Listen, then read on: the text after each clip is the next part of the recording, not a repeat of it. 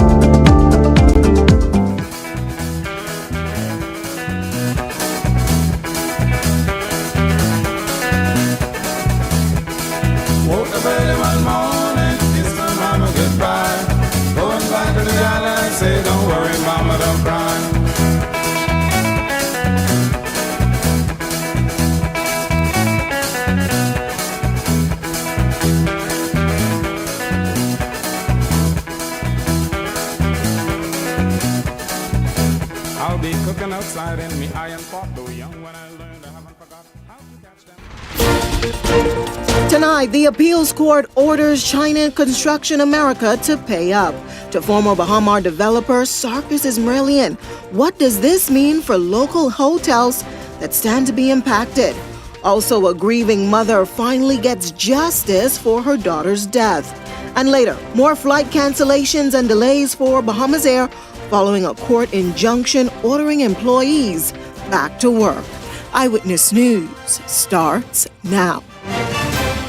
Good evening, everyone. I'm Janae Noel. Thanks so much for joining us. A multi-billion-dollar ruling handed down against China Construction America has now been set in stone. This as the United States Supreme Court seeks to enforce its position on a matter revealed back in October. Now, despite the defendant taking grave exception to that ruling, they are being required to pay up or face the consequences. Our Jose Etienne joining me live in studio tonight to discuss. Jose? Janelle, the New York Supreme Court has spoken loud and clear. China Construction America still has to pay a $1.6 billion settlement to Sarkis Ismailian, the original developer of the Bahama resort. Now, despite the CCA's efforts to dodge that hefty payment, this coming after the Supreme Court axed an emergency stay granted in November that CCA officials say would prevent the potential liquidation of two Nassau resorts. With that stay being lifted, there are mounting concerns, though, about those hotels being used to meet that multi-billion-dollar settlement. But government seems unfazed. We're not concerned. The government has the mind of the Bahamian people first and foremost. Attorney General Ryan Pinder quashing fears that the jobs of hundreds of Bahamians could be in limbo as a result of the potential liquidation of two downtown Nassau hotels, the Margaritaville Resort and British Colonial Hotel. On Thursday, the appellate division of the New York Supreme Court removed a stay handed down in November of this year in favor of China Construction America shortly after CCA executives were slammed with a $1.6 billion judgment that court officials say must be paid to Ismailian. Whatever happens, the government has to be involved in the process, and ultimately they have to come to government to affect any kind of order or any kind of result that they achieve. And the government, when they approach that, will be approaching that with the mindset of preserving Bahamians first. A payback seems likely for Ismailian after the New York court revealed that CCA reportedly committed fraudulent actions that ultimately forced BML Properties, Ismailian's company, out of the Bahama project. The judge found that China State Construction Engineering Corporation Bahamas committed material breaches of the parties' investors' agreement by requesting $54 million from BML Properties to pay subcontractors, but instead used it to purchase the former Hilton Hotel in downtown Nassau. But there's more. The ruling suggests that Ismailian was ousted with the help of the previous Christie-led administration. I think it was very unfair for the judge to even make reference to that in any kind of ruling that he made. Pinder is rejecting that part of Justice Andrew Barak's ruling as he says, quite frankly, that Progressive Liberal Party administration, which Pinder also served, did nothing wrong. If you make note of the timelines and make note of the instances in which representatives for the government would have referenced new ownership, it would have been long after the developer had defaulted on its obligations, long after it was clear that the hotel was not going to open, long after when we saw the receivership advance. And so I think the government was well on its firm footing and grounds in the best interest of the Commonwealth of the Bahamas to ensure that the largest single investment that happened in the Commonwealth of the Bahamas was completed. That's a view Foreign Affairs Minister Fred Mitchell previously asserted as well, as he ripped that ruling while calling Ismailian a failed developer. Eyewitness News sought comment from Mitchell, but he declined to give comment on the matter. Well, as for the opposition's views on the ruling that is now being enforced. Let the chips fall as they may. Clearly, we are all genuinely concerned about the implications for the Bahamas and our number of rooms available. But, this is an issue that has wound its way through the courts now for many, many years. And whomever finds themselves caught up in this web ought to face whatever consequences that are due. Now, Janelle, we'll wait to see what will be the next course of action. We know that stay was granted as CCA executives sought to appeal the ruling that they described as deeply flawed. Nonetheless, this ruling clears the way for the immediate enforcement of that judgment. Reporting live in studio, I'm Jose Etienne, sending it back to you, Janelle. Thanks so much, Jose. Meantime, the former Minister of Tourism, he's weighing in on that Bahama ruling. He sat down with our Laurencia Smith today to discuss what this decision could possibly mean. Just hours after that ruling from the New York Supreme Court, former Tourism Minister Dionisio Diagler is speaking out on the ruling, which denied China Construction America's motion to delay the enforcement of a $1.6 billion judgment awarded to the Ismaili family. A court ruling on Thursday cleared the path for the immediate enforcement of a judgment holding CCA accountable for fraud and breach of contract that played a major role in the 2015 bankruptcy of the Bahama resort. Diagler shared his perspective, saying that the best course of action for CCA would be to settle, offering insight to why this would be the most practical resolution. To your parent, which is the Chinese government, and say to them, look, we made a mistake, we committed fraud, we breached our contract, and we have now incurred a liability of $2 billion. We need your help, because there is no possibility of a company that is owned by the Chinese government not paying a bill by hiding behind bankruptcy. That just ain't gonna happen. That just is inconceivable. So, in my view, they're between a rock and a hard place. They either go through the appeals process, which I feel they're gonna lose, or they settle. Back in November, CCA secured an emergency stay to block the potential liquidation of two Nassau resorts, British Colonial and Margaritaville, and to delay the enforcement of the $1.6 billion judgment. Many are questioning the fate of those properties, Diagler says. It's no need to push the panic button. Worried about the hotels here in the Bahamas. I don't think anything is going to happen to them because they don't even get you close to the $2 billion you need to come up with, or assets worth $2 billion. Going bankrupt is not an option because the Chinese government or entity owned by the Chinese government, there's no way in hell they can declare bankruptcy and hide behind that. That's just, even the Bahamas government wouldn't do that. So I can't imagine the Chinese government would do it, would even consider it. The former tourism minister stressed that, in his view, the court was right in the ruling and laws are in place, and for a reason, adding that no one should be exempted from the law. Of his property, he spent 15 years of his life trying to build this hotel. I mean, we've all seen the economic impact that has had on the Bahamas. It's huge. And they took it from him, and that's now being proven in court. And now when you commit fraud and you breach contract, you got to pay. You got to pay for that. And if the Chinese company wants to do business in the Western world, in this part of the world, you got to abide by the law. You commit fraud, you breach a contract, you're going to pay damages, and you got to pay.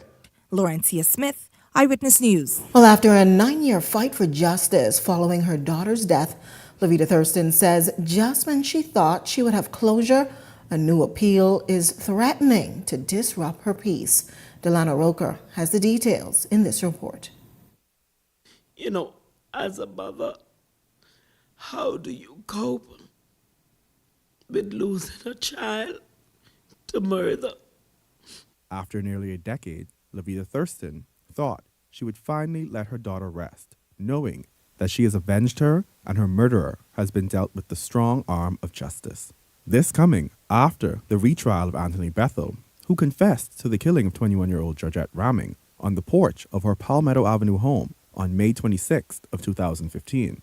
The first trial comprised of a 12-person jury that had concluded with a 10-2 hung jury verdict, resulting in a second trial. Bethel is now sentenced to 50 years in prison, minus 6 for a total of 44 years, which Thurston says she was happy, thinking she was able to finally close out this dark chapter, now being relit as Bethel intends to appeal the earlier decision. You know, the sad part about it is the perpetrator, he turned himself in and he told the police he did it. He gave personal details of where she was, what they did. You understand? And yet, years later, after you get beat up in prison, you want to turn around and say, you didn't do it. The police make you say that. Why would the police go all day way to jeopardize their good job for someone they don't even know? I don't understand that. I really don't. Thurston believes it is unfair at allowing Bethel to walk. Despite in a recorded confession, Bethel confessed to the shooting death of Raming. But when he appeared before court later, he alluded to corruption and coercion within the justice system. No, I don't think it's fair. For the fact that he turned himself in, for the fact that you can see in the record of interview, he was comfortable, and the claims he made of getting beat up, there was not one scratch on his face or visual parts to show that he was beaten up by any officer. And then you even told the mother of the victim, yes, I killed her. You told me that in court. And then you change your mind years later because you see how hard jail is. He should just go scot-free and live his life while she in a grave rotting. That's not right. A toll, Thurston says, she continues to recover from. I'm her mother, and you took my child from me. You took my child from me. She did not deserve for you to put that bullet in her. She did not deserve for you to kill her. She did you nothing wrong.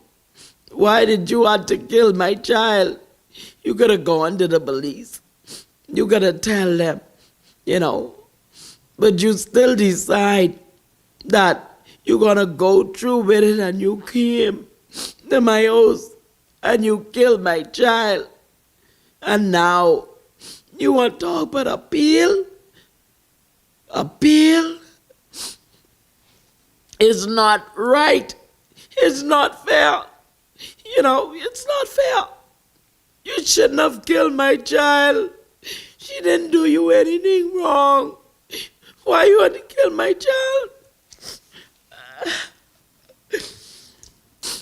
Face the consequences. It's over.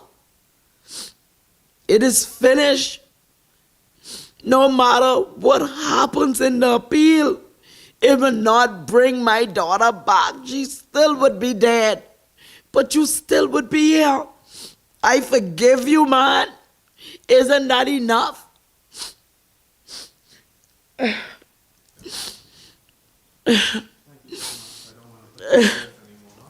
Thurston says the prosecutor for the Crown is ready for the appeal and intends to fight to ensure justice remains served. Delana Roker, Eyewitness News.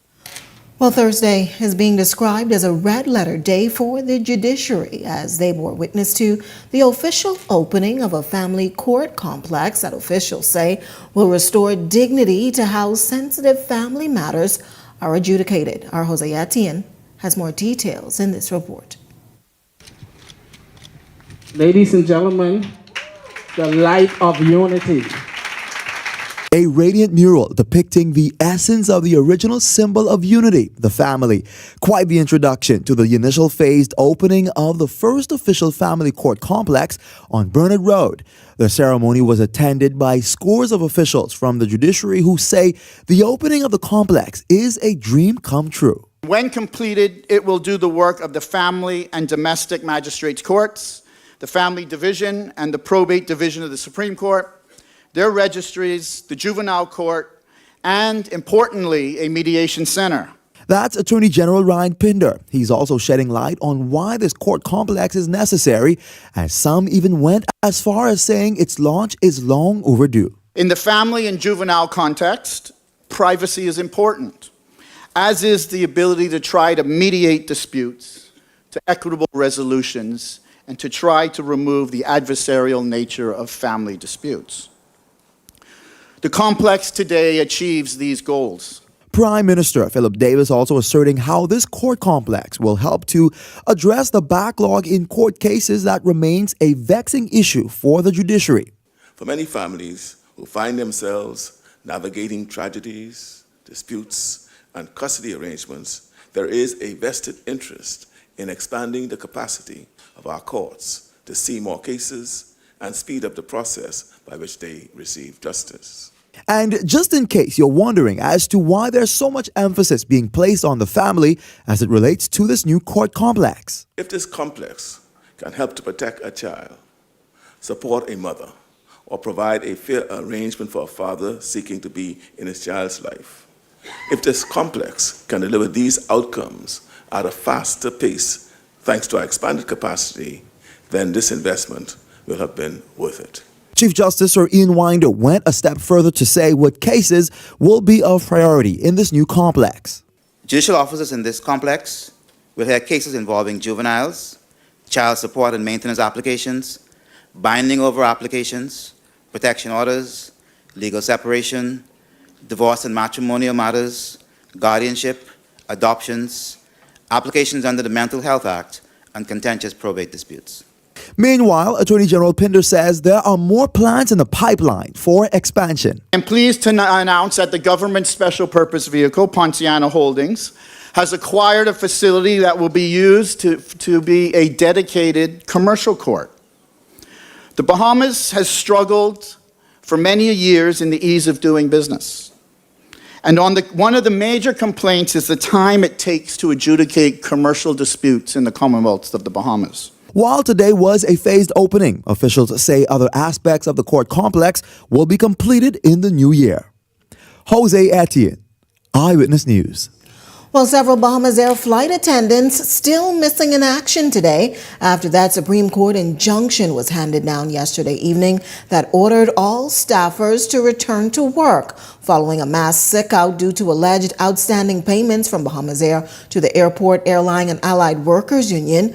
Reliable sources telling Eyewitness News that some 8 flight attendants did not report for flight, and that ultimately left officials to experience additional cancellations and delays today. Some domestic travelers telling Eyewitness News at the Abaco Airport that their flights were canceled. It forced them to pay additional monies to charter a flight here to the capital. Well, in the latest statement issued by Bahamas Air, they explained that this act will also negatively impact the revenue stream for December. Following that mass sick-out, there were suggestions that the national flag carrier lost up to $700,000. Bahamas Air apologizing for any inconvenience caused. Well, police are now looking for a man who reportedly entered a business establishment on Yamacraw Hill Road posing as a customer. He reportedly approached a cashier, brandished a firearm, and stole a sum of cash belonging to the business before fleeing the scene in an unknown direction.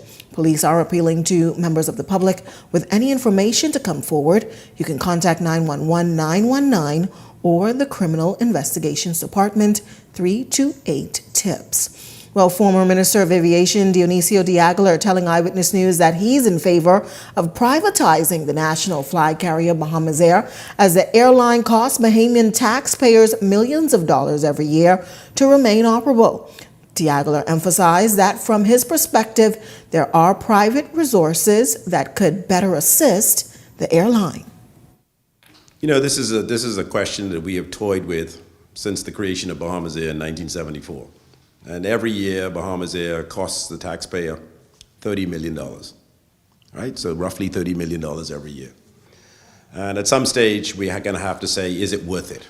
Now, there are some people within the Bahamas who consider Bahamas Air a symbol of nationhood. We have the money, we have our coat of arms, we have our national anthem, and we have a national flag carrier. So some people feel that important about it. But I am of the view that there are sufficient private sector organizations that could fill that void and not cost the taxpayer $30 million. Although de Aguilar sees the benefit of privatizing the airline, he also acknowledged some of what the country could lose should the airline fall away from government control. Now, the only thing that causes me to pause is the fact that we're an archipelagic country. And I never forget when we had the hurricane, Irma or Maria, I forget it was 2017 or 2018. And we had to evacuate the southern islands, Mayaguana, Nagua, Crooked Island, Acklands, all those islands in the south. And we had to evacuate them. I must say, it was very useful to have Bahamas Air available to perform evacuations and bring our people from harm's way into safety into New Providence. And then also in Dorian, when we had people impacted in Abaco and Grand Bahama, and we had to airlift them out. It was very useful to have an airline at your fingertips to take care of those types of national emergencies. 15 contestants vied for the Bimini edition of the Tourism Development Corporation's Venture Pitch competition with a grand prize of $10,000 in funding. The program seeks to empower small businesses looking to enter the tourism space with grants of $10,000, $8,000, and $6,000 for top 3 pitches. The finalists were chosen from dozens of entrants after submitting a business plan and also participating in a 2-week business development course hosted by the University of the Bahamas. The best business ideas are then presented before a panel of judges in 2-minute presentations, followed by questions from the judges. Humbled. I wasn't expecting to win at all, but I thank God for this opportunity, and I'll make the most of it. Try to give back to the community as much as I can through volunteer work, and just very, very grateful to God, and hopefully He can guide my actions and hopefully do the right thing. And what's next is do a few repairs on my boat and just launch, buy a little bit of gear, and just invest the rest in whatever I can. And again, like I said, just give back to the community for this amazing opportunity God provided for me. Well, the competition has been hosted on New Providence, Grand Bahama, Abaco, and now Bimini, and will continue in the new year. Bimini has entered the largest amount of applicants and finalists thus far. Deputy Prime Minister Chester Cooper challenged each participant to embrace the opportunity, while Deputy Chair of the Tourism Development Corporation, Anthony Boswick, commented on the impact for the tourism brand. And where there's chaos, I see opportunity. And it is important that you be innovative and you be creative in the business that you launch to ensure that we're not all chasing the same niche, we're not all chasing the same dollar, but we are creating new opportunities. We're not all trying to be golf cart renters, but we understand that when people rent that golf cart, they must go somewhere. They must stop somewhere. They must experience something. And they must have the kind of experience in Bimini to ensure that when they return back to their place of abode, they talk positively about Bimini to ensure that more people will come, so that you will make more money when they come again. The essence of tourism. The people that make tourism everybody business is the very entrepreneurs that sat in here tonight. And on behalf of Chairman Rafiq Simonet, myself, this is what we've been driving, to put the tourism dollars back into the people that make tourism. You have been gifted a natural environment. Do not stop. Because, and as I said earlier, no one here is a loser. Everybody here won tonight. Just by being a participant, everybody's won tonight.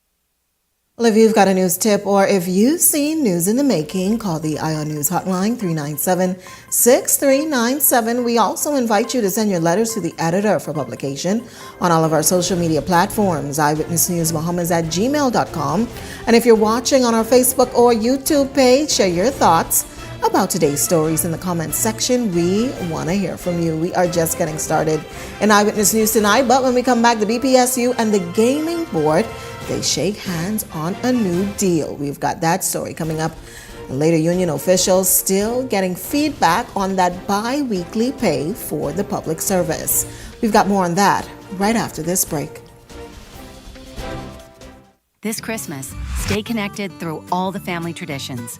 Holidaying is unwrapping gadgets, gigs, and gift cards.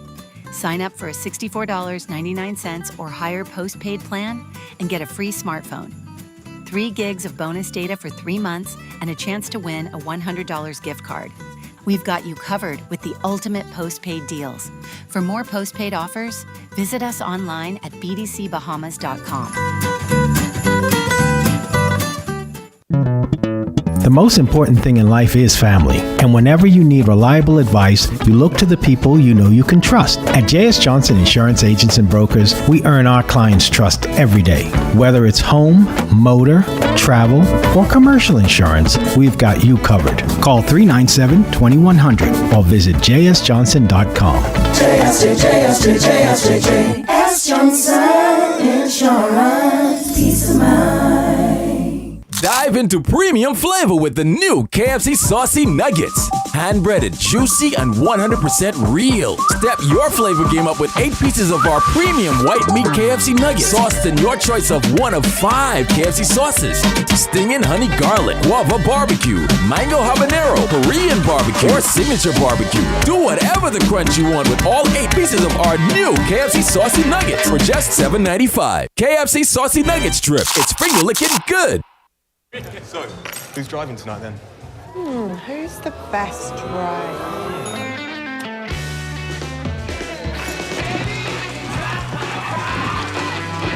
Guess who's driving?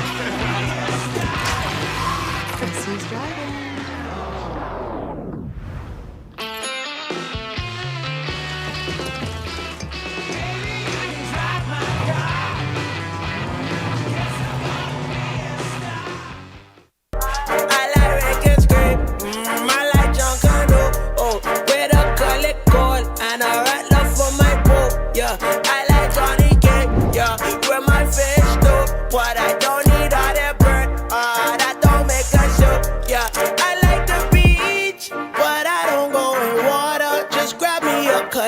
That's the bear of the Bahamas. I like to go down. Oh yeah.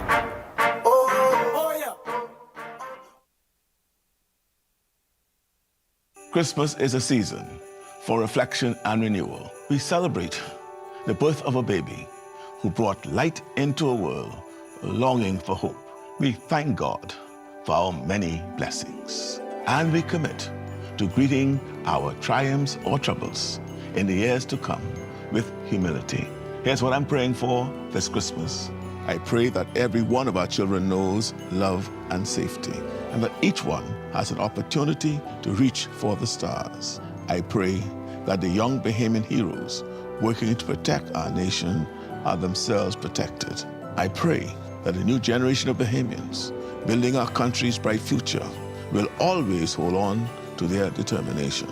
I pray that those who have become doubtful or grown distant from God are once again brought close, reminded of His love and mercy, because faith is our foundation. It is only when we align our hearts with God's will, when we trust in His grace, that we see our true strength as individuals, in our communities, as one nation under His light and love. I know you'll join me in these prayers for renewal, for transformation, and for one another. Merry Christmas. May God bless every one of us, and may God bless the Bahamas. This segment of Eyewitness News is brought to you by EV Motors. Drive the future with brand new 2024 electric vehicles. EV Motors, powering your journey. Welcome back. Here's a look at your Eyewitness News gas tracker. You're getting the cheapest tonight at Shell, $5.37. Esso, $5.38, and Rubis, $5.53. Welcome back. You're watching Eyewitness News. Well, officials from the Gaming Board of the Bahamas and the Bahamas Public Services Union signing on the dotted line today of an industrial agreement set to expire in 2028 at the Centerville House after months of negotiations. President of the BPSU, Kimsley Ferguson, emphasizing that his members are satisfied with the deal that's been struck.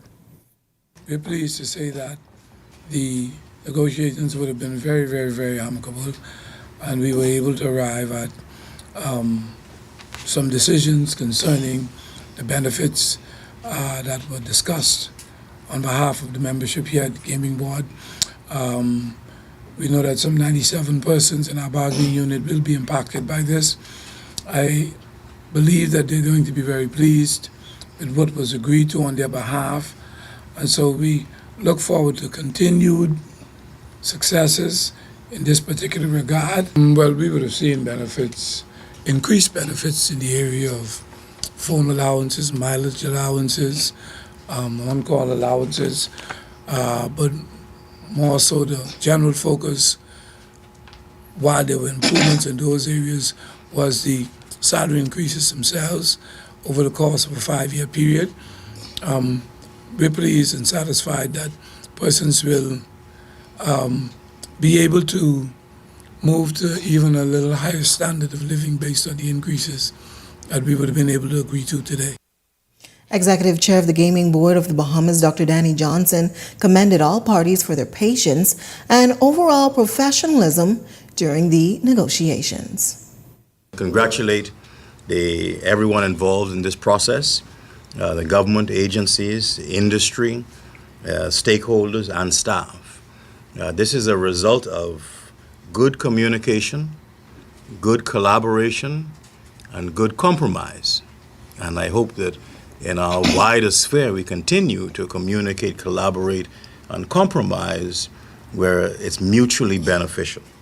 The Gaming Board is really happy to say that we enjoy very good relations with unions, stewards, staff. Congratulations, Mr. Smalls, Mr. Sands, everyone involved in this, our legal team, but mainly the staff and stakeholders who work very hard, have done exceptionally well this year. Well, President of the Bahamas Public Services Union, Kingsley Ferguson, revealing to reporters today that his union executives will be organizing a poll for its members to express whether they're for or against the government's proposed structure to transition to a bi-weekly pay rather than once a month. With the BPSU representing the majority of public servants, Ferguson says it's important that his members are satisfied with any changes made to their financial income. We hope to do a poll, a structured poll, where persons could come in and take yes or no. We weren't able to get the information from the major stakeholder, which is the employer, and take that back to our people so that we can get a consensus. I do believe that something of this nature should be done in the form of a poll, where the government can organize it. Again, we have a responsibility to the persons that we represent. And again, once we're provided with the information, we can go back and arrive at a consensus.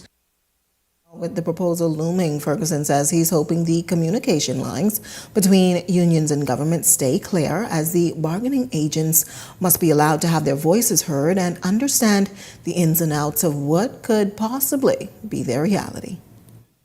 I'm still trying to explore how the persons that we will represent, or we do represent, will benefit from the change. And so again, we are still expecting there to be some form of consultation with our unions so that we can go back to our people and apprise them of the views of the government and how it can benefit them individually and the country nationally. Well, a number of persons that I would have spoken to are opposed to the change simply because they feel disciplined enough to take care of their personal affairs and commitments in a monthly fashion as opposed. Labor Minister and Trade Unionist Shane Gibson weighing in on the proposed bi-weekly pay, noting that in his view, public servants should not oppose to the issue, and he says it would guarantee quicker access to their hard-earned funds. I had the distinction of representing workers as well as working in government, being the Minister of Labor. And I always thought that employees, for the most part, want to have a quicker cash turnover, cash flow, and being paid twice monthly rather than having to wait 4 weeks or 30, 31 days before they receive their salary again. A lot of persons, when I was there, expressed an interest in being paid quicker in order to improve their cash flow, take care of their expenses and their obligations. And so I see no difficulty. I don't see the difficulty in it happening. I mean, for me personally, I would support that. I don't have the information as to what's government rationalization for doing it or why the union is objecting. But from my perspective, I would think that employees would want to have their monies quicker, and that way they can take care of their obligations instead of waiting a whole month before they can do it. Gibson adding that the government must be mindful of keeping the workforce at the forefront of consultation. It's a matter of semantics, right? And it's a matter as to whether or not you have proper consultation. If I'm paid monthly and my obligation goes to the bank at the end of every month, it only means it'll go earlier. It'll now go on the 15th and the 30th of the month, rather than only on the 30th or the 31st of the month. And so I see no difficulty in transitioning it. The only difficulty I see is if the workers' representatives were not properly consulted, then that's a problem. Because you can't unilaterally vary any employee terms and conditions of employment.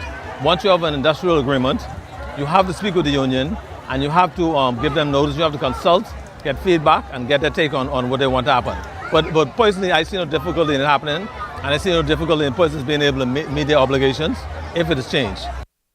Well, the Bahamas has maintained its position at 30th on the Transparency International Corruption Perception Index for 2023 with a score of 64, the same for the past 2 years, while the country remains one of the least corrupt in the region, second only to Barbados, which improved its score to 69. The lack of progress has raised some concern. Matt Aubrey, Executive Director of the Organization for Responsible Governance, says this stagnation shows that current efforts to fight corruption are not having enough impact, highlighting the need to implement and fund key laws fully. Org, when we look at this, view this as a reminder that the opportunities and the benefits of prioritizing policies that promote transparency, accountability, and integrity very much exist and can be achieved. And this is going to mean fully enacting and funding the Freedom of Information Act, the Public Procurement Act, the Ombudsman Act. It's also going to require revising the Public Disclosures Act, making it more functional and publicly accessible. Aubrey continues to encourage Bahamians to use the report as an incentive to inspire further research into the country's laws and to share their opinions by engaging in conversation with parliamentarians. Ultimately, though, we encourage the Bahamians to get informed and get involved and let their parliamentary representatives know how they feel about these critical issues. Today, we are actually releasing a benchmarking report on the tabled Independent Commission of Investigations bill, and we're sharing it with government and the official opposition. But we also encourage the public to use this report to better understand the proposed policy, share those views with the members of Parliament so that these inputs can be reflected in the debate. So to comment Eyewitness News, it certainly sounds like Christmas over at the Nassau's Gateway. We've got that story, but first, here's a check on tonight's weather forecast.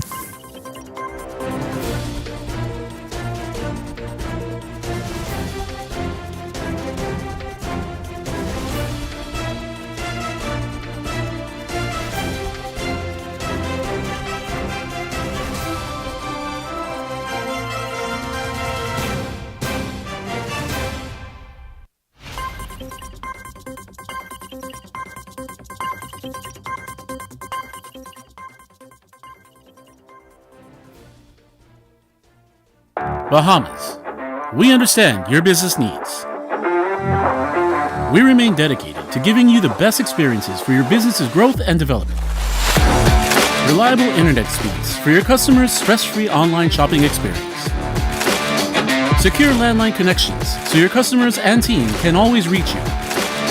Exclusive add-ons like website and online store to put your brand on the map as the best. Find more at business.btcbahamas.com.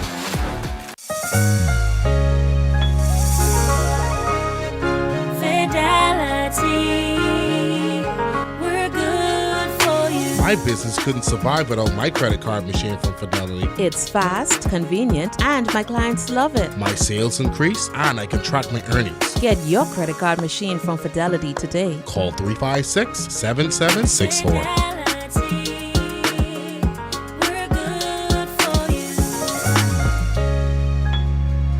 For carpets, bed sheets, and bath mats, there's a place I know. For shower curtains, comforters, and window curtains, only one place to go. Fixing your home or automotive, that's no fuss. We'll put a smile on your face, come and shop with us. For all you need and more, shop at AIE for Christmas.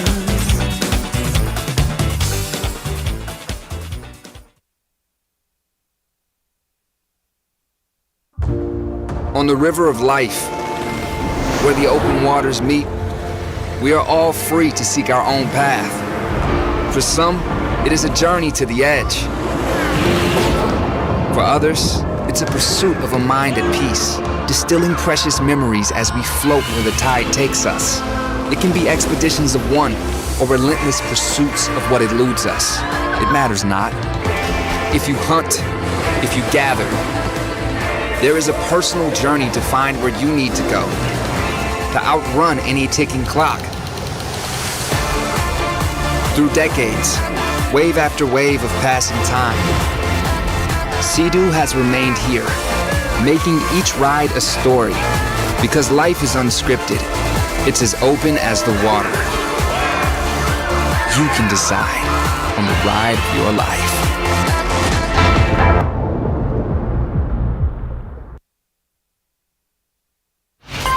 You're watching Eyewitness News. Welcome back. Well, this holiday season, the Lynden Pinling International Airport is spreading some festive cheer through music, bringing joy to travelers. It's a part of their Entryway Week celebrations. Local schools and community bands have been showcasing their talents, adding a special touch to the holiday season. Laurencia Smith has the details.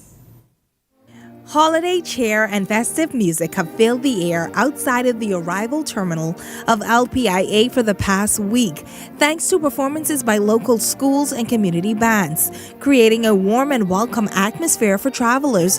On Thursday morning, the CV Bethel Concert Band was the featured musical act. I'd say it's great exposure. It's great for publicity and to showcase our talent, and like Kantara said, to help the grade 10s because they knew, so they get more exposure. It feels great, to be out with my group and to share the Christmas. It's pretty good because music is the way of the soul, so letting people come visiting our country and listening, being greeted by us playing our music, it feels good, and then the grade 10s, they get to experience something good too. That's senior members of the band who shared how important the performance was for boosting the band's morale, while also expressing their love for music. The nearly 50-member band is under the direction of Alonzo Cunningham, who said that he's proud of his students. Adorned in their Santa hats and instruments in hand, the band belted a number of holiday classics.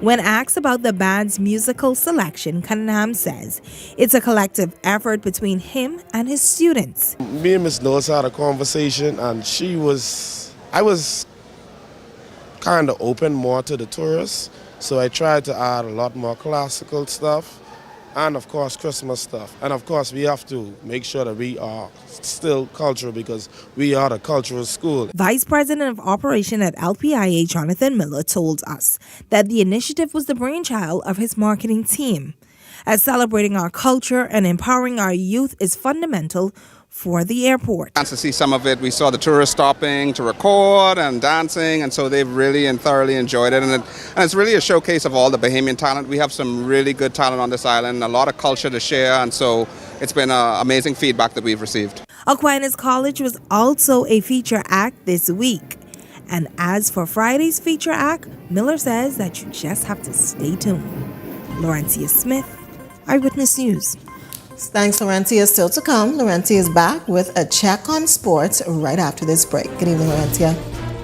Good evening, Janaea. Bahamian is making waves in what some would say is an unconventional sport. I'll tell you what sport and who straight ahead in sports.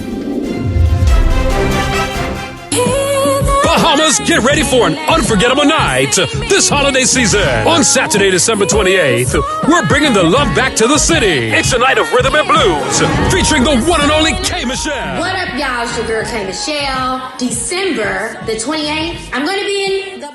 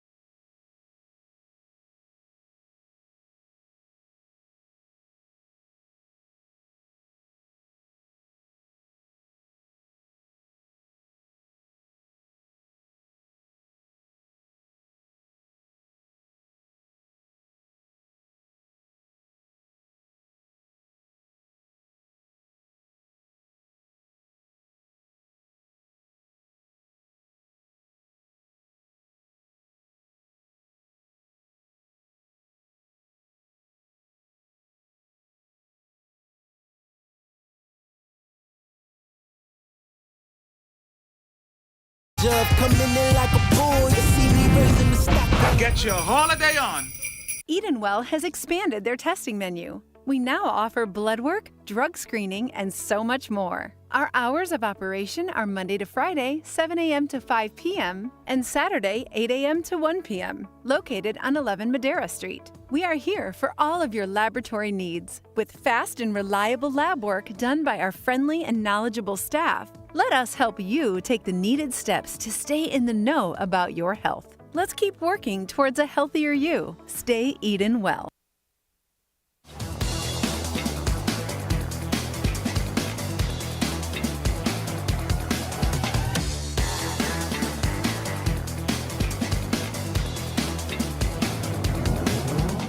Eyewitness Sports is brought to you by 103.5 The Beat.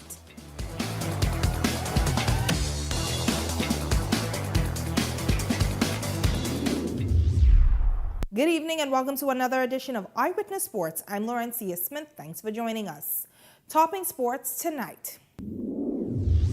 The best day of his life. That's how Rashard Sweeting described his historic achievement of becoming the first Bahamian darts player to compete in the sport's premier event.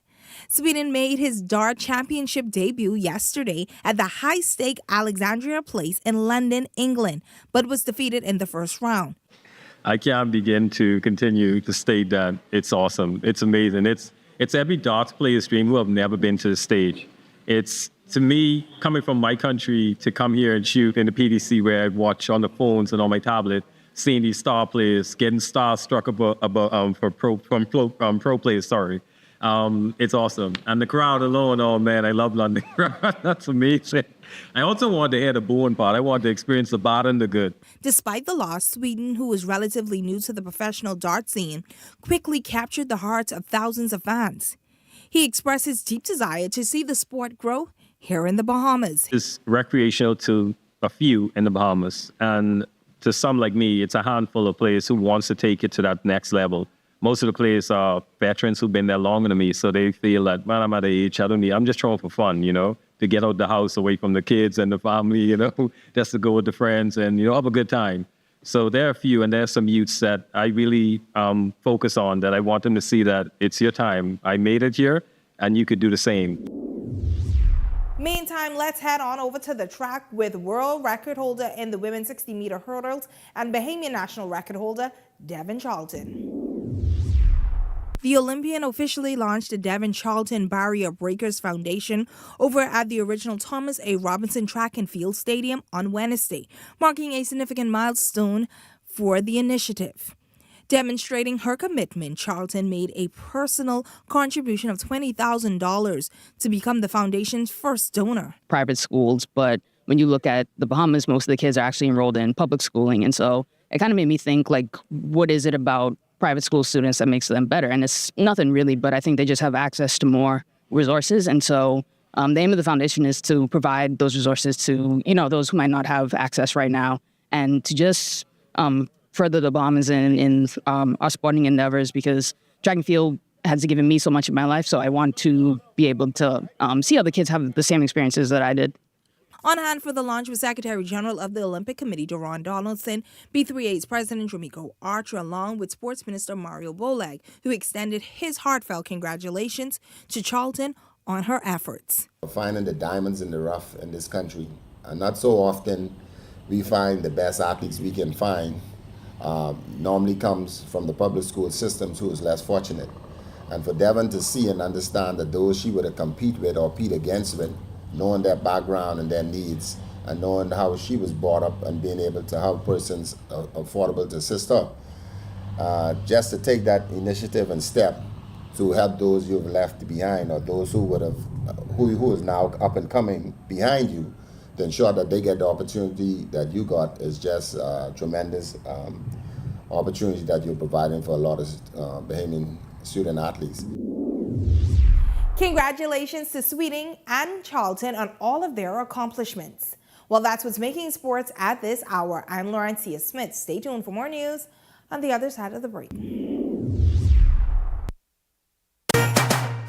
the most luckiest time of the year. There'll be things that Just spin it and catch prizes winner. Just Big Bang is here. It's the most luckiest time. Yes, the most luckiest time. Oh, the most luckiest time of the year.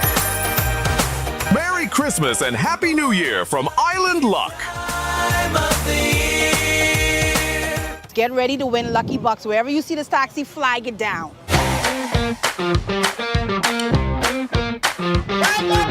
The boy hard, beating so hard, but I will be hard. I'm looking for my first contestant to ride in the Lucky Taxi. You walk in the taxi, you got to do the Lucky Walk,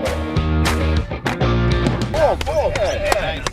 Man, thank you, sir. 85 times 2 is how much, brother? You only win $170, brother. I never expected to win as much as I win. Very excited when the gentleman picked me to ride inside the taxi. So if I had to choose a game that would stay, it would be Island of Taxi. You could be next on the Island Lucky Taxi.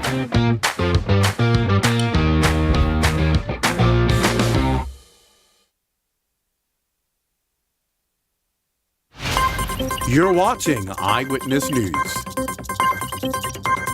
Well, we are continuing with our 12 Days of Christmas giveaways tonight with another trivia question. Today's question, name the 4 current broadcast reporters of the Eyewitness News team. Remember to put your answers in the comments section of the story when it's posted on our digital platform. And now for tonight's Christmas giveaway, Delano Roker has the details. Everyone loves to indulge during the Christmas season.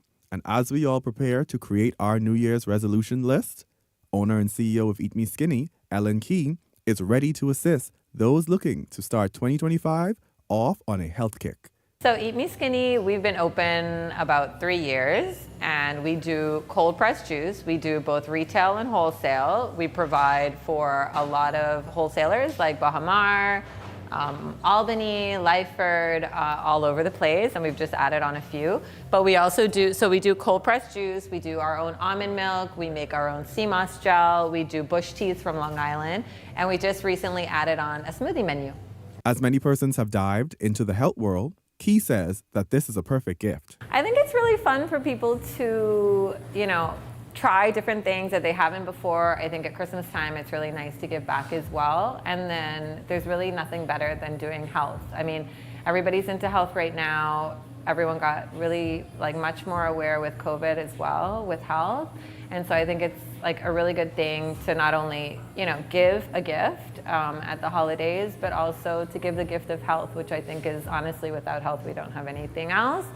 What will our lucky winner receive courtesy of Eat Me Skinny? So I thought it would be really cool to give away one of our best-selling items, which is a one-day detox, where we've pulled a variety. We call it our rainbow detox. So it comes with green juice, beet juice, carrot juice. It's a very well-rounded, very high nutrition, kind of fill in all the gaps sort of detox. And you just do juice for that one day, but it's one of our best-selling items, so that people can do a little reboot. So we've offered that, and then with a bag of our signature mushroom coffee. So we offer mushroom coffee as well. And a lot of people are not familiar with functional mushrooms, so we've decided to offer a bag of our Think mushroom coffee, which is good for brain health. It's lion's mane mushroom. So we'll be doing the one-day detox and the lion's mane mushroom coffee. Key, a veteran in the world of detoxification and cleanses, believe it's important for persons who may be unsure to consider for the many benefits. So I think it's perfect. I think it's perfect for people to try and get themselves on track around the holiday season, and really try some juice that has really changed people's lives. We have customers that I've been doing it for 10 years or more, and we do a lot of detox programs as well, but I've only been open in this physical location almost 3 years, but I've been doing it for about between 10 and 12 years. And I have some of the same customers that I've had for 10 years, and it's because juice works. Anyone interested in starting their 2025 off with some juice? Key says she has a lot of new flavors coming. So in 2025, I have in the works to add on a couple new juices. I was thinking whether to phase any of these out, but honestly, they're all doing so well. So we will probably add on a couple new juices. I'm working on a new purple one that I can't give away the secrets of what it is. And then I would love to add in, more coconut water based things as well. And then we'll probably add on another smoothie. And then of course we have the retail side of things as well, where we offer collagen, superfoods, bush teas, mushroom tinctures and powders, probiotics. And I think those things for supporting us are really important as well. And we're always adding on new products and seeing what's hot in the market. But in the event you do not win the giveaway, Eat Me Skinny can be found at the Airport Industrial Park. And Key assures you, who may think it is a great distance, the juice will be more than worth the trot. Delano Roker, Eyewitness News. Now, you have to watch to win. Be sure to answer that question when it's posted online. Some of us can need that detox to unbig our backs after next week. That wraps up news at this hour, but coming up in Beyond the Headlines with Shanique Miller, it's a look at all of today's top stories. That's coming up in Beyond the Headlines. It starts right after this. That does it for us here at Eyewitness News. It's certainly been a pleasure having you in our company tonight. On behalf of the entire news team, I'm Janae Nawal saying good night and be safe, everyone.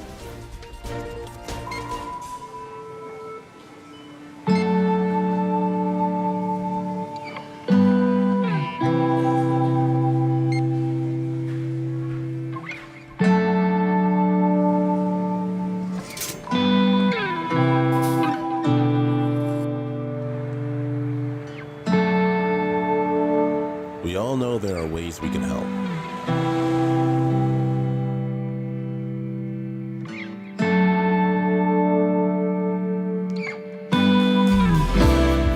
Your help can go even further.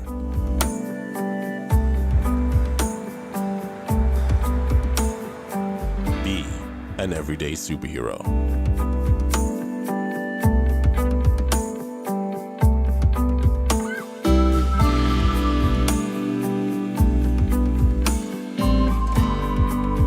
Donate to Hands for Hunger.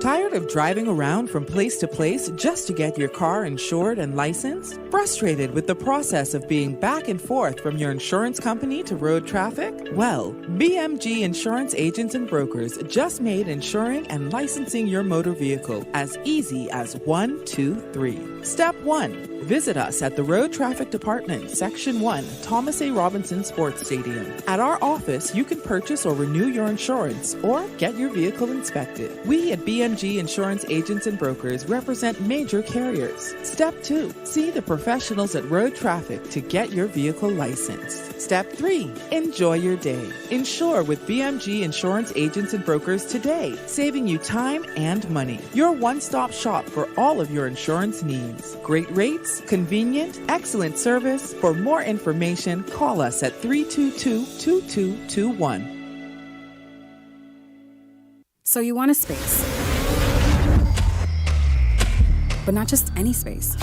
You need something with a little more potential. So how about 1,000 square feet of room to play with? Superb audio and video production capability, digital LED wall, full lighting grid, and about 124 seats to accommodate a full studio audience with so many other features. Make us your home for your next concert, conference, and so much more. Honestly, the possibilities are endless.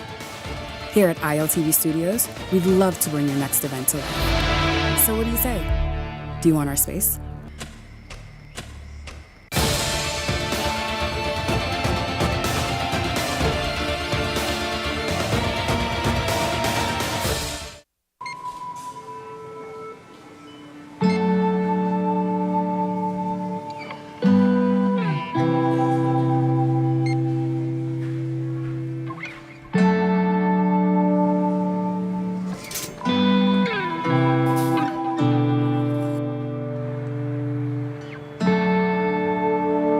We all know there are ways we can help.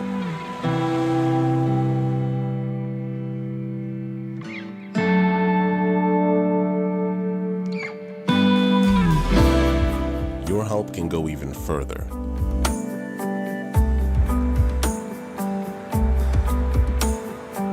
Be an everyday superhero.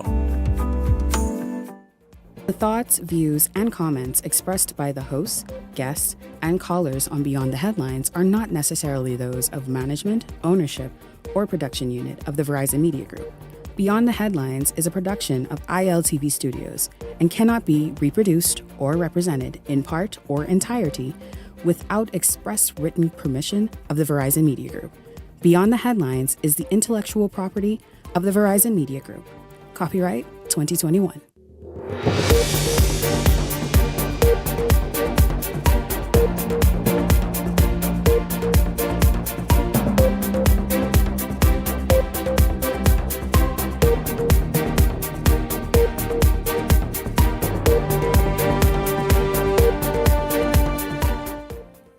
Coming up tonight, history in the legal system today as new family and juvenile courts are opened. The location will surprise you. We talk about the impact this long-awaited and requested addition to the judicial system is expected to make.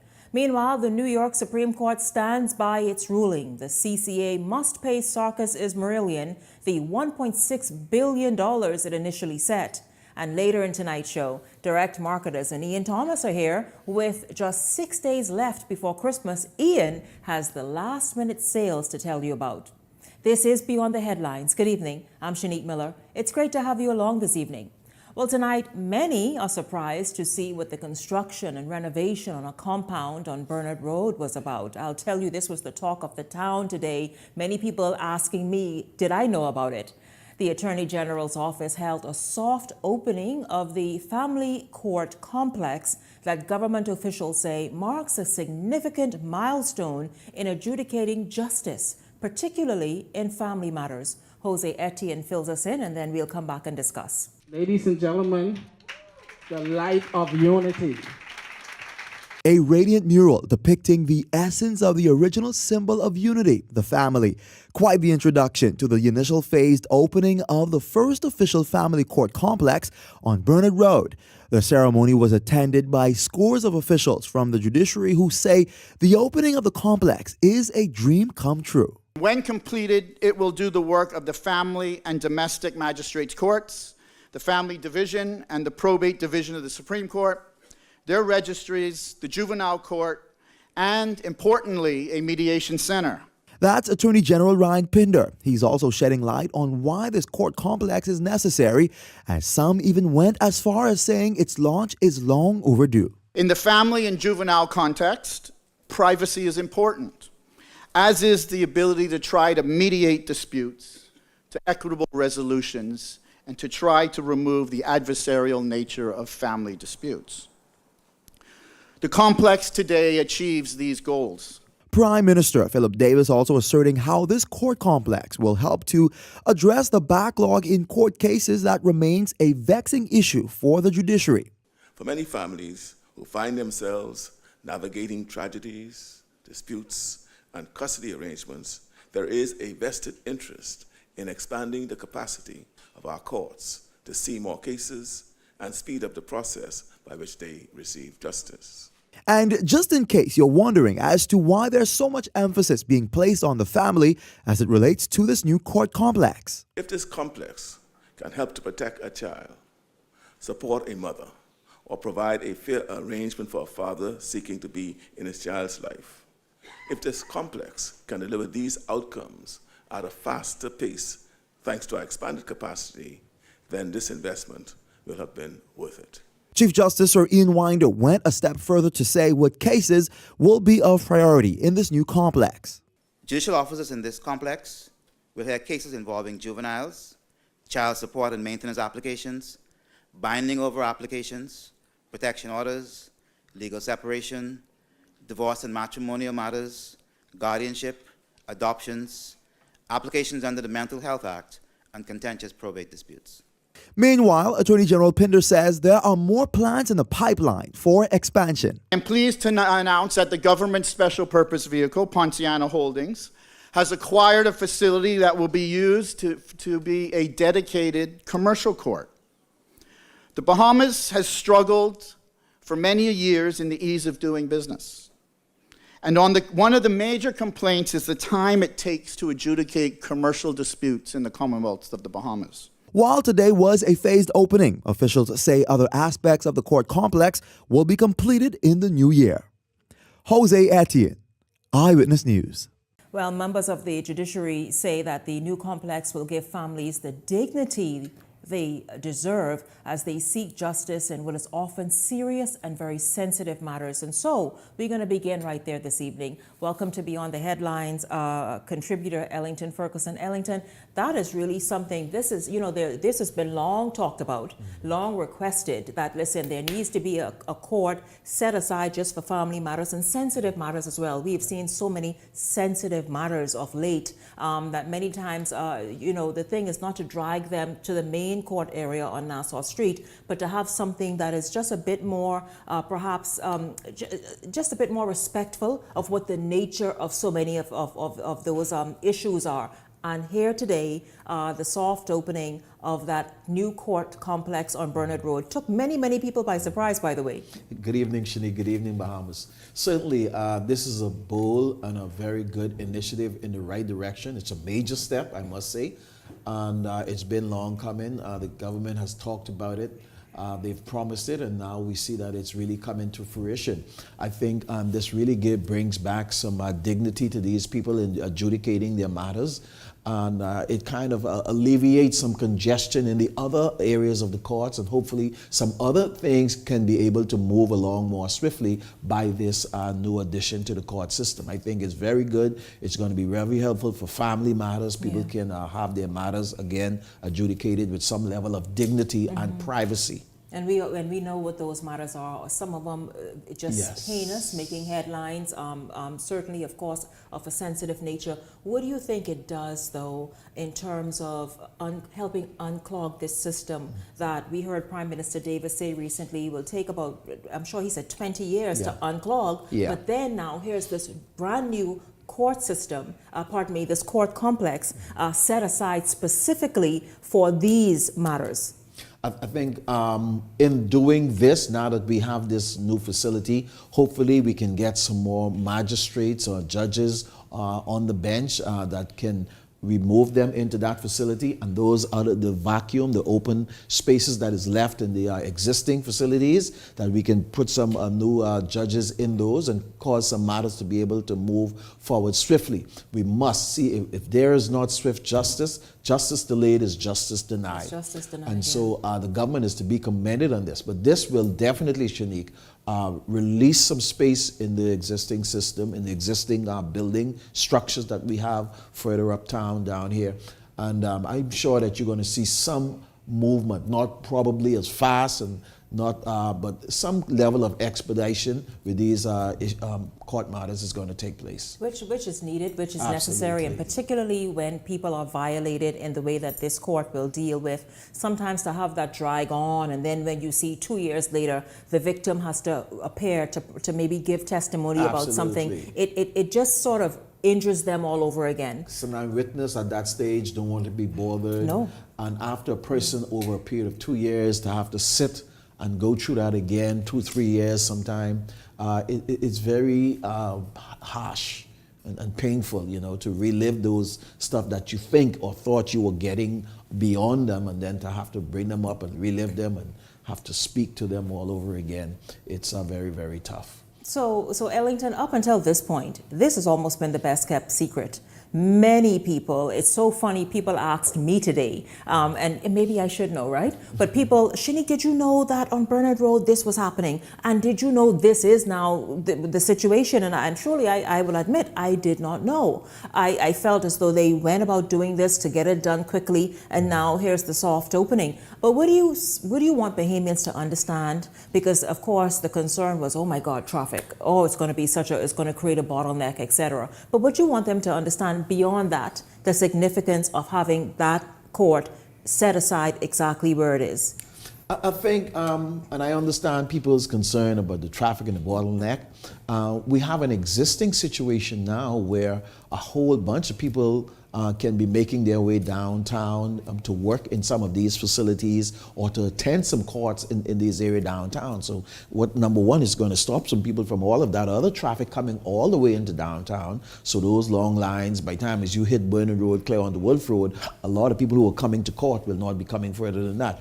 It's going to alleviate, and this is something that has been in the working for some months. And the government has delivered. There's a number of things, including things like this, that the government has touted, and hopefully we can see them begin to come on stream in this new 2025. As we go into 2025, and we know that the whole process, we go into getting ready for election. This is the crazy season, but the government need to have some projects like this come forward and some more stuff that will touch the everyday Bahamian, that would impact their lives, that would cause them to be able to live a more qualitative, better life, that will cause life to be a little more smooth for the Bahamian population. So this is one of the many things that the government has promised that they're delivering on, and they're to be congratulated for it, Shanique. I absolutely think that this Christmas, that this administration has something to be proud of. They have taken a lot of hits recently. Well, this is something that they can kind of push their chest out, because this is one of those things, or there's much more that's needed to actually have people feel and see that you are there. But this is one of the things I think that really stands out,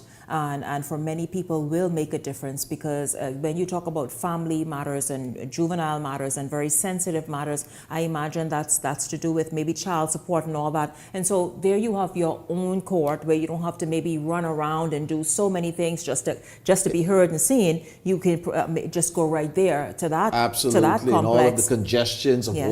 all of the other stuff that is going on in the other courts in down there on Nassau streets. And so that separates that again, it's good that people are able to have that distance from that. So I think it's something good, and it's going to bear good fruits, and we're going to see something. The traffic congestion, I don't think it's going to be what a lot of people fear it will be. I think it's going to alleviate congestion in a lot of areas. Well, I tell you, wrapping up the year and entering a new year on a good footing. And Shanique, if I may add to that, what it also does, it kind of sort of spread things out. New Providence on a daily basis, everybody from south, east, and west everyone is making their way either into downtown, Cable Beach, which from Cable Beach to Paradise Island, you're talking about 5-6 miles. So in this 5-6 square miles, everybody on the whole island is making their way down. Mm-hmm. So it's good that the government is beginning to move things. So you think the location is a good idea? Yes, because, I think because it's a when good I heard idea. about it earlier today, I was like, and where? Yeah, Bernard Road? It's a wonderful idea. Who ever thought of a court? Take from everything from downtown. And, So between downtown, Paradise Island, and Cable Beach, that's where everything is. And you know what, too? It brings new energy and some Absolutely. revitalization In to the that area. area Yes, it does. Of Bernard Road and the eastern area and the Foxhill area. And so perhaps other things will now spin off as a result of that. When you have things like that taking place, you have people going to be around there. So little restaurants are going to now make some money because people need to eat while they're out there waiting on their court time and all that type of stuff. And other little confectionery or other shops will benefit from it. Well, spur economic growth. Again, in that a area. good idea. I like the fact that dignity can be preserved because it's a sensitive matters also will be adjudicated in that court complex. And so, you know, a very, very good news today. It took me by surprise and most Nassauvians, in fact, but good news today for that. But listen to this, Ellington. The New York Supreme Court is standing by its ruling. CCA that the court has ruled must pay Sarkis Ismailian the $1.6 billion that he is owed, they have determined, of course, by China Construction. Your thoughts about just this ruling, what it means, the fact that, listen, it sort of like re-emphasizes what the initial ruling was, so it's like get to business and however that's sorted out. Well, this is interesting, and I didn't expect anything different with this ruling. You realize that they had to, in order to go to the appeal court, they had to secure or put something up as a down payment to secure what the court has ruled them to pay, which they put up both the British Colonial and Margaritaville, which didn't even quite amount to half of what the court has ruled for them to settle. So now that this has happened, this is very interesting to see how this is going to play out, because they said that this would cause them to be insolvent if they had to pay this money out. And so you're looking at two hotels that is less than half of what they're supposed to pay and having to come up with the rest. Does this cast a shade on the third, which is now owned by a third party, Bahamas? I'm not sure about that. But I'm sure that it brings into focus now British Colonial Hotel and the Margaritaville property, and then however the balance is to be paid.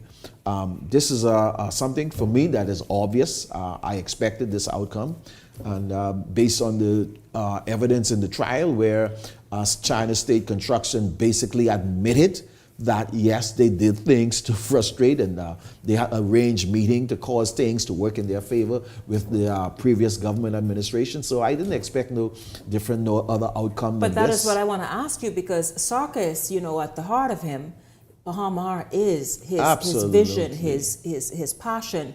Do you think he will settle with the other two properties you mentioned and not sort of continue pushing until he actually somehow has Bahamas, or determines that, listen, this is what I will accept or not accept, and this is how I want this to look? You're absolutely correct when you state that Bahamas is his brainchild, it's his baby. I remember how it happened, how when Christie told the nation, he approached him, and then Sarkis began to outline all of this that he's going to do. And so what you see out there today is Sarkis, is Marillion. Everybody just come in on the tail end and just reap the benefits of the whole design and everything. Shanique, this complicates it when you look at him going or attempting to get that. As much as I think that he would have liked to still have that in his ownership, I think that complicates things with a third party involved, and I'm not sure that that would play out too well. I'm not even sure that that is even possible. So I think it's going to be up to China State Construction to have to either give up the two properties and pay the difference, or just pay all of them in funds up front. I think that is where that's going to go. I don't necessarily see Bahamas coming into the fray of this at this point. I don't see that. It may happen. I could be wrong, but I don't see that. Yeah. No, again, it's going to be interesting to watch how this plays out, how this is settled, because, of course, a part of the issue was to sort of, that sum of money was also an issue for China Construction. And so, again, we will see exactly how... It's going to be interesting to see what 2025 brings. I'll tell you, with about 6 days or so before Christmas, I mean, first of all, if you speak with anyone in North Eleuthera and Harbour Island in particular, they'll tell you that the island is you can hardly sort of flex like this for the amount of tourists on the island. And these are high-end, discerning visitors who pay upwards of anything for a hotel room, and get this, you all, minimum $100,000, or well, let's say minimum $75,000 to $150,000 or more a week for an Airbnb. We know that the issue that the utility crisis that happened last weekend, when there were just every utility you can think of, the two major ones in particular, just was a whole failure. It's happening in spurts, even earlier today. Hopefully tonight everything is fine. But the Member of Parliament for Central and South Eleuthera, Clay Sweeting, who is also Minister of Works, says, he's asking Lutherans to understand and be a bit patient, I guess, in that they are trying to obviously bring about a fix that works for the island. But Ellington, the thing is, though, and that's good to hear, it's good to see that Clay is that the Minister Sweeting is speaking out and speaking up. But again, you do not want this issue that sort of reached a boiling point last weekend to persist for the next several days into New Year's, when the island, again, the tourism is at an all-time high. I saw the minister's statement, and I think Clay has been doing a wonderful job in his portfolio. However, the government has fallen down, and it's no issue. Whatever they're talking, whatever they plan to do, he said they're tackling it. For me, that's not good enough. It's been an entire year. Eleuthera, the people on Eleuthera wants to know what tackling it means. What that statement means, that you're tackling it, because these people are still living this all day, every day, a nightmare for the entire of 2024. Because let me tell you, listen, Ellington, let me tell you, imagine we had a power outage last night for just, I don't know, maybe an hour and a half, two-ish, in the area that I live, right? Imagine that happening for days. And then coupled and compounded by no water. No water, exactly. And it is unacceptable. It's unacceptable. The government should by now have a remedy for, if not both, at least one of those areas, either the energy or potable water for those people. I think the government needs to take a pause, really pay some serious attention. I don't think serious enough attention has been paid to it, and there's not even short-term relief that has been brought to those people. I think the government need to look at what's going on in Lutra and take it for the bigger picture, because at some point the Bahamas is growing. These islands are going to begin to expand. The economy are going to begin to expand. People are going to be going to these islands. What then? Is each island going to have the same issue as Elutra is having? We've got to plan for growth. We've got to plan for development. We've got to plan ahead for these things. Elutra has grown beyond your vision, beyond what you have planned. What anyone envisioned. You're so right. And so we've got to mitigate against these things. And hopefully going forth in 2025, the government can get it together, get Elutra sorted out, and get those utilities working properly for those people and the thousands of visitors that love that island, and some of them that even call it home. Ellington, thank you very, very much. Don't go anywhere, because when we come back, Father Bradley Miller is here to talk about the Bahamas moving into 2025. And 2025, how should we show up? What is it that we need to do now to change this sort of very caustic nature that so many of us have adopted and become just cold towards one another? We are going to talk about that when we come back right here on Beyond the Headlines. Stay exactly where you are. We're back in a moment.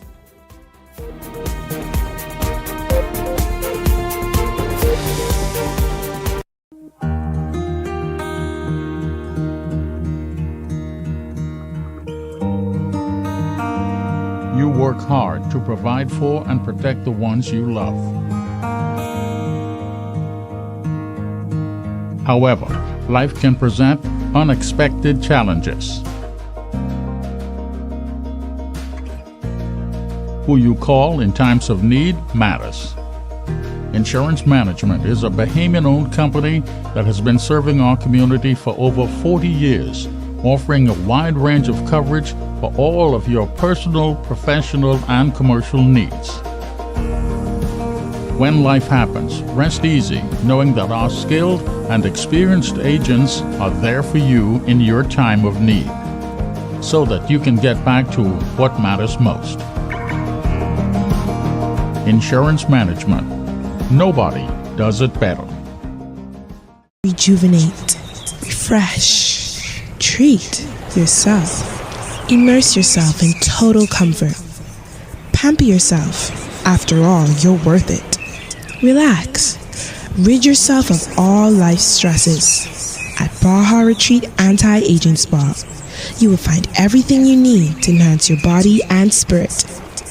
Call today at 323-6711 and begin your journey to serenity at Baja Retreat Anti-Aging Spa. Comfort Suites Paradise Island is the best-kept secret in the Bahamas. Located directly next door to the Atlantis Resort, you'll receive all the privileges of an Atlantis guest with all the benefits of a Comfort Suite stay. Enjoy everything Atlantis has to offer, including Aquaventure Water Park, plus all the amenities of Comfort Suites. Free Wi-Fi, free breakfast daily, and kids stay, play, and eat free. Visit ComfortSuitesPI.com. Cashmas time, here we go. Mercy's doing it big this year. Cashmas time with extra chair. 12 days of merry winnings from your friends at Island Bay. Friends we trust, they we know. Cashmas time, here we go. Prizes and lots of dough. This Christmas, come catch a lick. Put 20 on your account, quick, quick, quick. And you can win some awesome stuff at Percy's Island Bay. Yeah. Edenwell has expanded their testing menu. We now offer blood work, drug screening, and so much more. Our hours of operation are Monday to Friday, 7 a.m. to 5 p.m., and Saturday, 8 a.m. to 1 p.m., located on 11 Madera Street. We are here for all of your laboratory needs, with fast and reliable lab work done by our friendly and knowledgeable staff. Let us help you take the needed steps to stay in the know about your health. Let's keep working towards a healthier you. Stay eating well.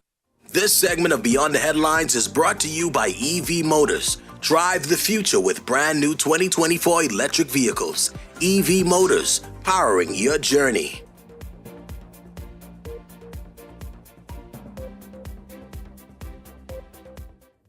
Welcome back to Beyond the Headlines. Of course, I'm getting into this segment, and you heard the teaser really before I got into this segment about where we need to, at this time of the year, we always examine ourselves and re-examine ourselves to see what is it that we need to do as a people to move forward. But I'm happy to welcome this guest because he is a native of Eleuthera. You know, we talked about Eleuthera just before the break. He's a native of Eleuthera, and he can kind of offer some sort of insight, some perspective, and also as a happy Eleutheran and proud Eleutheran, how does he feel also about what is now a booming economy in so many ways on the island. Welcome, Father Bradley Miller, to Beyond the Headlines. It's good to see you again.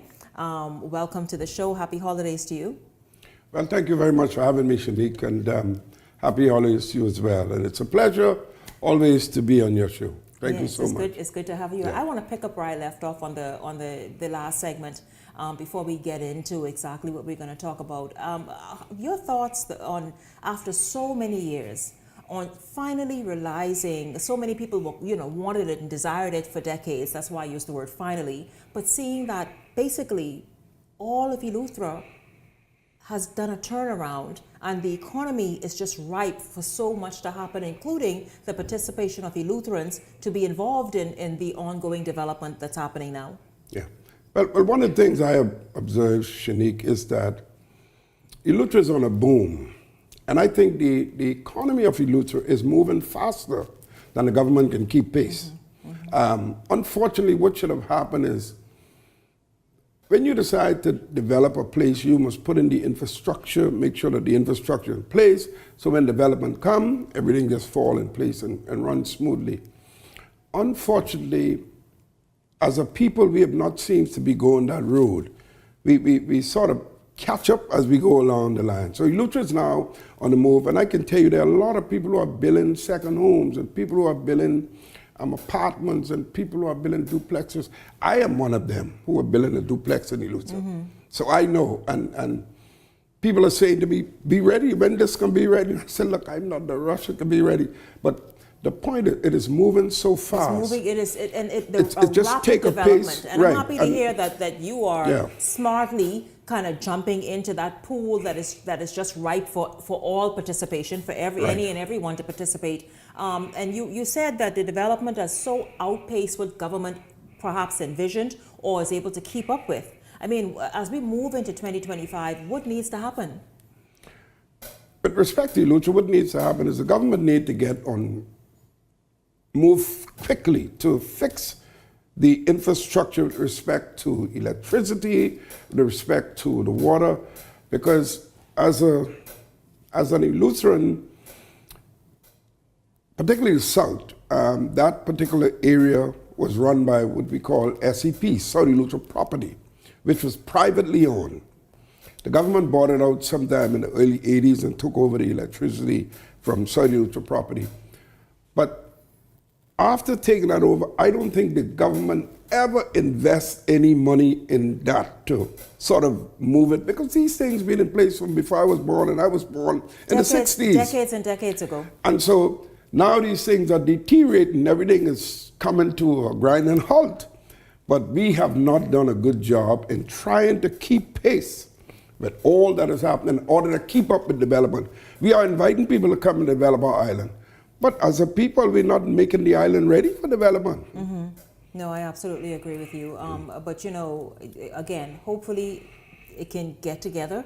Well, necessarily it has to in 2025. There's no doubt about that. I mean, for Bahamians like yourself, for all of us, quite frankly, and also for those who call it a second home, for those who love to visit and visit again, that it can just be an enjoyable experience to invite more opportunity on the island that's now become really the fastest growing economy-wise island Yes. in the Bahamas, and also the most desired destination, it appears, in the country at the moment. And so that's good news for everyone involved, good news for the overall economy. But again, those very necessary infrastructure must be in place. Now, let's just talk about, as we talk about that, let's just talk about the Bahamian mindset that must also change, whether it's to take advantage of development and ongoing progress in Eleuthera or anywhere, including right here in New Providence, that Bahamians still appear to be lagging behind, not jumping to take advantage of opportunity, or even equipped to take, or even interested in some instances in taking advantage of all the opportunities that we see around us. I think one of the problems, I believe, from my own observation and growing up in this country, I think one of the problems that we are still, or the challenges that we still face with, is that as a people, we expect that politicians will do it for us. We expect that once my political party is in power, well, I know I'm straight because I can get a job, I can get a contract. And we have not tried to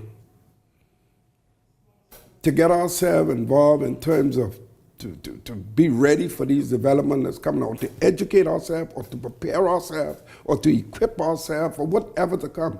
And so we can change the mindset. I said to someone the other day in a conversation, I said, you know what our problem is in this country? We need to change our mindset. We need a different shift. We need a different focus. What we need to do is we need to have a Bahamian dream. I don't even think we have a Bahamian dream. I believe way back the dream was you go to school, get an education, you come back and work for somebody. Now that has to change. Mm-hmm. We need to start making people to realize that they can become entrepreneurs. Mm-hmm. You don't always have to work for somebody. You can educate yourself. The average person that you hear, even those who are in college, every time they talk, they say, well, Father, I don't need to come back to this country because I can't find a job. And I have to say to them, but you can create a job. Absolutely. You can be an entrepreneur. Why do you need to come back and work for somebody? Mm-hmm. And so that mindset of ours has to change, where we need to stop looking at someone to give it to us or doing for us. And we now start to say we need to do it for ourselves. And so we need to change our course of direction. Mm-hmm. We need to change our way of thinking. I'm a preacher, so I have to quote this. You know, the scripture says in Romans chapter 12 and verse 1c, you have to be transformed, but you can only be transformed by the renewing of your mind. So if I'm trying to change things or transform things, but my mind is not transformed, I'm not going any place. Well, the thing is, how do we do that? How do we structure a Bahamian dream that everyone can buy into and believe in? And then out of that national vision, sort of get your own little thing to establish your dream, because it starts first with you. Yes. What's your dream for you? We have to, first of all, I'm a proponent of education. I believe everything in the world starts with education. We have to educate our people. We have to educate our children. We have to get them that there's no substitute for education. I have to say to young people all the time when I talk to them, I say, what book are you reading now? They say, Father, I'm not reading a book. Wow. I say, you should not be at a time when you're not reading. A book. You should always be reading, because reading jogs the mind. It elevates the way of thinking, and it educates you. I said, so we need to educate our people, to get people. The only way our mindset is going to change is through education. We need to instill in them that, as I said, there's no substitute for education. Education is the passport that will lift you out of poverty. Education is the passport that will excel you through life. You're not going to make it through life without a decent education. That's just reality. Now, I'm not knocking, because I know people may be saying, but everybody ain't going to be educated and everybody can't do this. And I agree. But even if you in the blue collar field, absolutely, you need to be educated. Ongoing learning, ongoing. It's always ongoing. It's important. And reading would grant you that opportunity to learn something new and be exposed to something. Right. Absolutely. Let's just talk about, though, this Bahamian mindset. Speaking of mindset that you mentioned, it's so important. Where have we lost that thing, that whatever that uniqueness was that defined us? We've become a very cold, like just callous set of people. We saw the other day a woman being mercilessly beaten and attacked by now turns out to be someone she did not know. But even if it were a domestic situation, many people, for various reasons, a lot of it legitimate, decided that they would rather tape it than get involved, or somehow just sort of drive by seeing it but not quite seeing it. How did we get there where, and the fear is understandable, but that we are not going to go and try and reach out to help a brother or sister? In this country, one of the things I discovered that we have a culture, we have developed a culture of fear. That is very dangerous. We have developed a culture of fear. People are fearful to do certain things, either because of repercussion or because of whatever the consequences may be. We have developed a culture of silence in our country. I don't know where that comes from. A teacher said to me the other day, we were having a conversation, she said to me, say, Father, let me tell you what happens in school. She was at the blackboard doing whatever she was doing. Someone did something or threw something. This is a class of about 26 persons in this class. She turned around and asked who did whatever they did. Mm-hmm. And everybody went silent. Nobody said, well, Brother Johnny did it. Because we have developed this culture of silence where I don't know. And you're not going to be the snitch, because if you're the snitch, you know what's to come after right, school. You're not going to be the snitch. But we must realize that there was a quote, I think it's from Martin Luther King or somebody else, that say, evil can only prosper when good people like yourself and myself stand by and do nothing. You can tell me out of a class of 26 persons, someone did something in the class, and everybody see that as, if I tell the teacher that's something wrong, we have to change that. We have developed this culture of silence. As long as it ain't me, I ain't gonna say nothing. But you know, I like to tell people what Jesus said. Jesus said the measure you give is the measure you're gonna get. So okay, you be silent when it come to me. So when your time come now, what happened? Somebody's gonna be silent. That's the measure you give. And so we at this stage in our country where people are afraid to speak, either because, and I don't think all of this is just being fearful for either their lives, you know. I think some of this is just a culture that we develop over time. For me to speak honestly, I'm seeing like a snitch or I'm seeing like a sissy. And a lot of it, well, the sissy talk, but a lot of it truly is also don't care. We have also become a nation of people who figure, man, that ain't nothing to do with me. I can care less. Or that's them. You know, again, like you say, like somehow life doesn't happen to all of us. So, but how do we address that? Because I'll tell you this, I also see the wisdom in, you know what? If it don't concern me, let me stay right here with the bits on. But the thing is, though, that has also made us a very hardened people. It has changed the nature of who Bahamians once were. Yes. And that is, for me, that is a sad thing that I see happening in this country.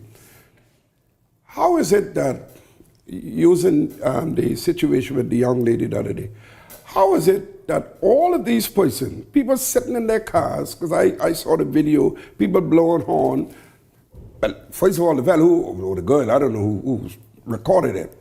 How is it that everybody sit or stand right there and did nothing? Nobody came to the rescue of this young lady. Now you have people saying things, oh, you have to be careful because, you know, I got my children, I got my wife, and anything could happen. But listen, flip the coin. If that was your wife, if that was your girlfriend, if that was your sister, would you want people to take the position that you take? You would want to know somebody's going to come in and help. Come to the rescue. Yeah. So we need to stop sitting idly by in our country. I think in this country, we need to reset the button. We need to get people to understand that we all have a responsibility to each other. Mm-hmm.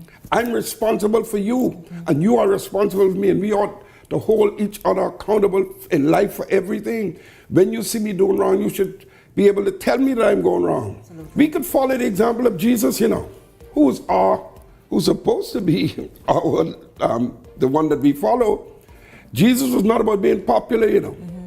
You know, I always cackle to myself when they sing this song, and gentle Jesus, meek and mild. I tell people, go read the gospel. Jesus was not gentleman, meek and mild. Stood on business for every time. Jesus was one who would confront the issue. He would speak truth to power. When Herod told me he won't see me, he said, go tell that old fox. called Herod a fox. That was a very insulting word. But Jesus was prepared to stand up and speak truth to power. I think that's what we need in our country. We need men. You talk about spineless men. That's all we have in this country. Where I sit, Shanique, there are too many spineless men and women. We need people to stand up and call it for what it is. Stand up, speak truth to power. Stand up, and whether it's your political party, whether it's your denomination, whether it's your whatever, stand up and speak. We need to remove from this culture of silence. Speak. When we did speak, the saying say, if you see something, say something. I always tell people it's not wrong. If you see something and you call the police and when they come in, what you see. But what about if it was and you didn't do anything? Well, the police need to show up first. Yeah. But listen, I want you to, I really would like to invite you perhaps week after next, because I want to talk about what should our mindsets be going into a political season. We know that everyone is of the opinion come January 2nd. That's when everybody had this go. Some say first, but I say second because the first is a holiday. So come January 2nd, the political season for the 2026 general election officially begins. What should our mindsets be? We're going to talk about that later with you, heading into really just on the eve of the new year and into the new year. Thank you once again, Father Bradley Miller, of course, the rector of All Saints Church and Parish there in the South Beach area. Thank you once again. Thank you for your thoughts. Yes, absolutely. Don't go anywhere, because we're going to shift gears and lighten things up a bit. It's because Ian Thomas and Direct Marketers is here to give you the last minute sales and where to find them just before Christmas. Beyond the Headlines is back right after this.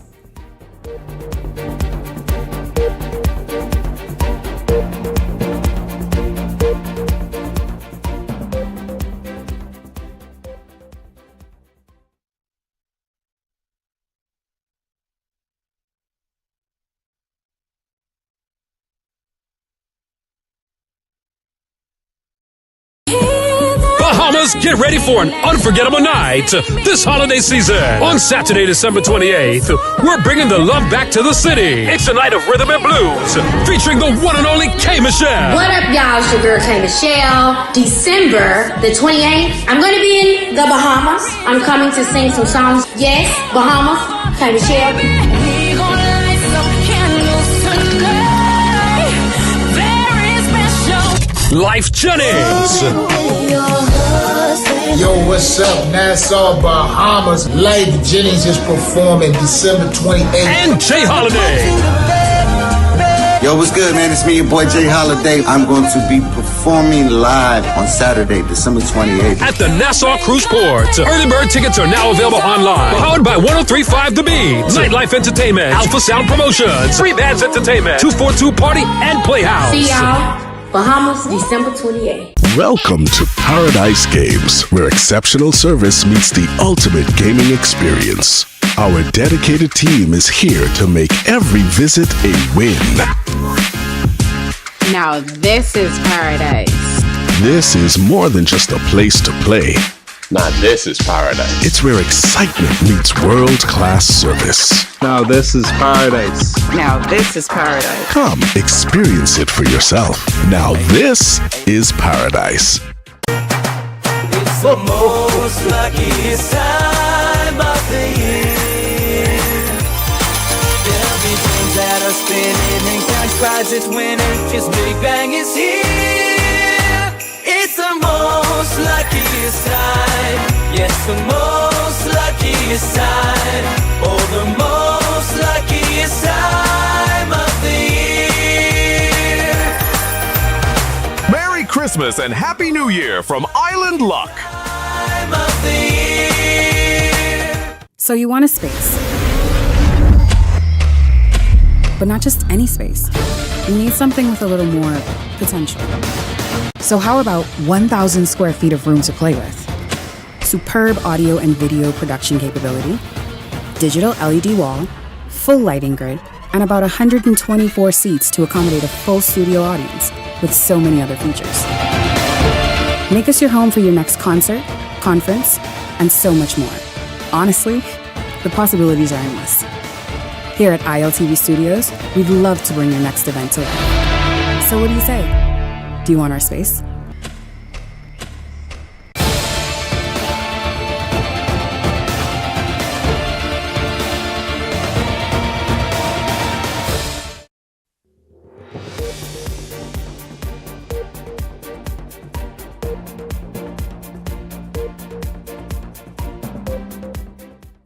Welcome back to Beyond the Headlines. Well, 6 days until Christmas. That means you have 6 days to shop. And so stores are open this weekend straight into Wednesday, right? Ian Thomas is here. You know, he always stops by around now, but more than ever, you should be paying attention because so many people wait for last minute gifts and ideas and what they should do, how they should do it. But let's just get right into it. Good evening to you, Ian. Welcome. Of course, Ian is from Direct Marketers. It's good to have you here, Ian. I am excited to hear what it is that you have to offer this evening. Okay, well, I'm happy to also be here with you tonight, Shanique Miller. Here I am, there I am, here I am. Yes, my name is Ian Thomas, and I am from Direct Marketers. Direct Marketers, of course, is a marketing company where we specialize in radio, TV, print, social media, and e-blast. So if you have a business or a business idea and you want to know how viable it is, means, hey, is this going to make any sense? Is this going to make any money? Please feel free to give me a call at 552-0212. That's 552-0212. 552-0212. That's 552-0212. These cameras sometimes give me. Where your sign? No, you know the cameras very well. Listen, yeah, where I have my sign down there, but Justin normally puts it up on. See, there he goes. It's there, but he does a really good job when I put it up. Yeah, very good. So I got to jump straight in this because my time is limited. I haven't spoken about Commonwealth Fabrics in a while, and I want individuals to know that they are having an amazing sale going on right now for this holiday season, where you can go down there and check them out, and you can get pleated organdy fabric. I'm not quite sure what it is, but a lot of people keep calling down there for it. So you can get royal blue, fuchsia pink, liquid Mikado in so many different colors. You can get pink or blue camouflage. I've never even seen pink or blue camouflage. Yeah, that sounds exciting. Yeah, and that's 25% off, so that's really, really good. Recently they've got a twill camouflage, and they also have something in a neon green stretch camouflage. So many different styles and colors of camouflage down there you can pick up. They also have this new one that came in an orange spandex fabric camouflage. That'll look really, really good on you. Some nice spandex fabric with camouflage. You can get cottons 25% off. And if you don't know what somebody wants, this is a great time. You can go and purchase yourself or themselves a gift certificate. Maybe, I don't know, maybe $50 all the way up to maybe $250, $500, whatever you can afford for this time of the year. And also, like, for y'all who need your Junkanoo stuff, the tricks and all that, you can go in there as well. That's great. Take advantage of the sale. I was going to talk about that because they were talking about, hey, Ian mentioned that they have the ever popular gold and silver sequences forever you want. So, you know, Shanique Miller's way ahead of the gun. She knows exactly that's what people want. You can get black and white fur. That's incredible. Black and white fur. And they said to let them know that terry cloth, you can get, that's 50% off right now. Foam available in all sizes, like 24 by 24 and 57 by 75 inch. That's the foam. You can get blue denim fabric. That's down there now. And for upholstery, you want to probably, you don't want to spend money going to buy new furniture. You say, you know what, let me just take this and just spruce this up. You can go ahead. DIY. You can get it in brown, burgundy, and orange. So some unbelievable things happening down there. Let me give you the phone number. The phone number for Commonwealth Fabrics is 325-0629, 325-0629. They are at number 1 Palmdale Avenue. The phone number 325-0629. And you can get all the silk, linen, and wool, and polyester, and chiffon. All those things down there have been discounted. You can get lace and sequins to glitz up any special piece that you're looking for. You can get scissors and measuring tools and more. Everything's down there. I'm going to give you a WhatsApp number right now because Tammy's doing, oh man, she's doing a bang-up job down there. Her and her team. Tammy, she's just amazing. The WhatsApp number is 825-0629.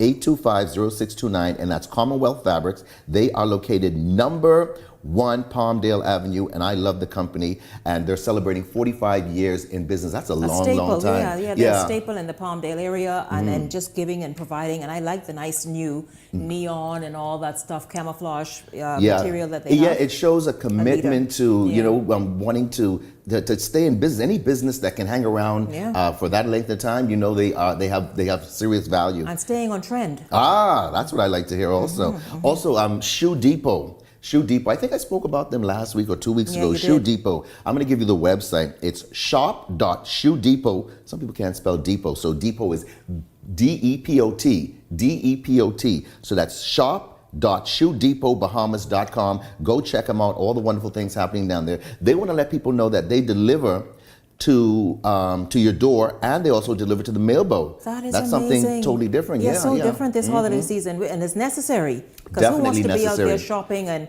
it's a lot of stuff come with that. So call and order your shoe. Right. So you individuals who are living on the family island, no matter which family island, it can get delivered to the mailboat. I'm going to give you 2 numbers for them once again. Well, I'll just give you this one number. This is the number they told me to give. You can call or WhatsApp this number, 359-0400, 359-0400, and that's Shoe Depot. You can join their rewards club, get a lot of savings. It's free and super easy to join, so you can start earning and saving money right away. Mention that you listen to this show with myself and Shanique Miller and get an additional 20% off. So that's something happening down there, special discounts. And also, where they're located, they have 2 locations. Shoe Depot is located in the Golden Gate Shopping Plaza, and the other one is in Palmdale Plaza. So if you are in the western part, go to Golden Gate Shopping Plaza. And if you're in the middle of town, which is so accessible, check them out in Palmdale Plaza. Do you know where the Palmdale Plaza is? Yes. Yeah, that's the one with the, I don't like to call out the company's name, but where the subway is. It's right next door. When you get in there, it's kind of catty corner. You call that name. Yes. Yeah, but no, it's right there. I know what you mean with the bank and everything. Yes, you got it. You got it. Mm-hmm. So Shoe Depot is doing incredible things. I love them. An enormous selection of new styles arriving all the time for this festive season. Get shoes for ladies, incredible heels and wedges, sparkly and sexy and glamorous sandals, plus comfortable casual shoes. For men, you can get dress and casual shoes. You get the Boatman to the Oxfords and sandals and athletics and boots. You get shoes for kids. All the shoes you need for kids, for church and athletics footwear, and also work safety.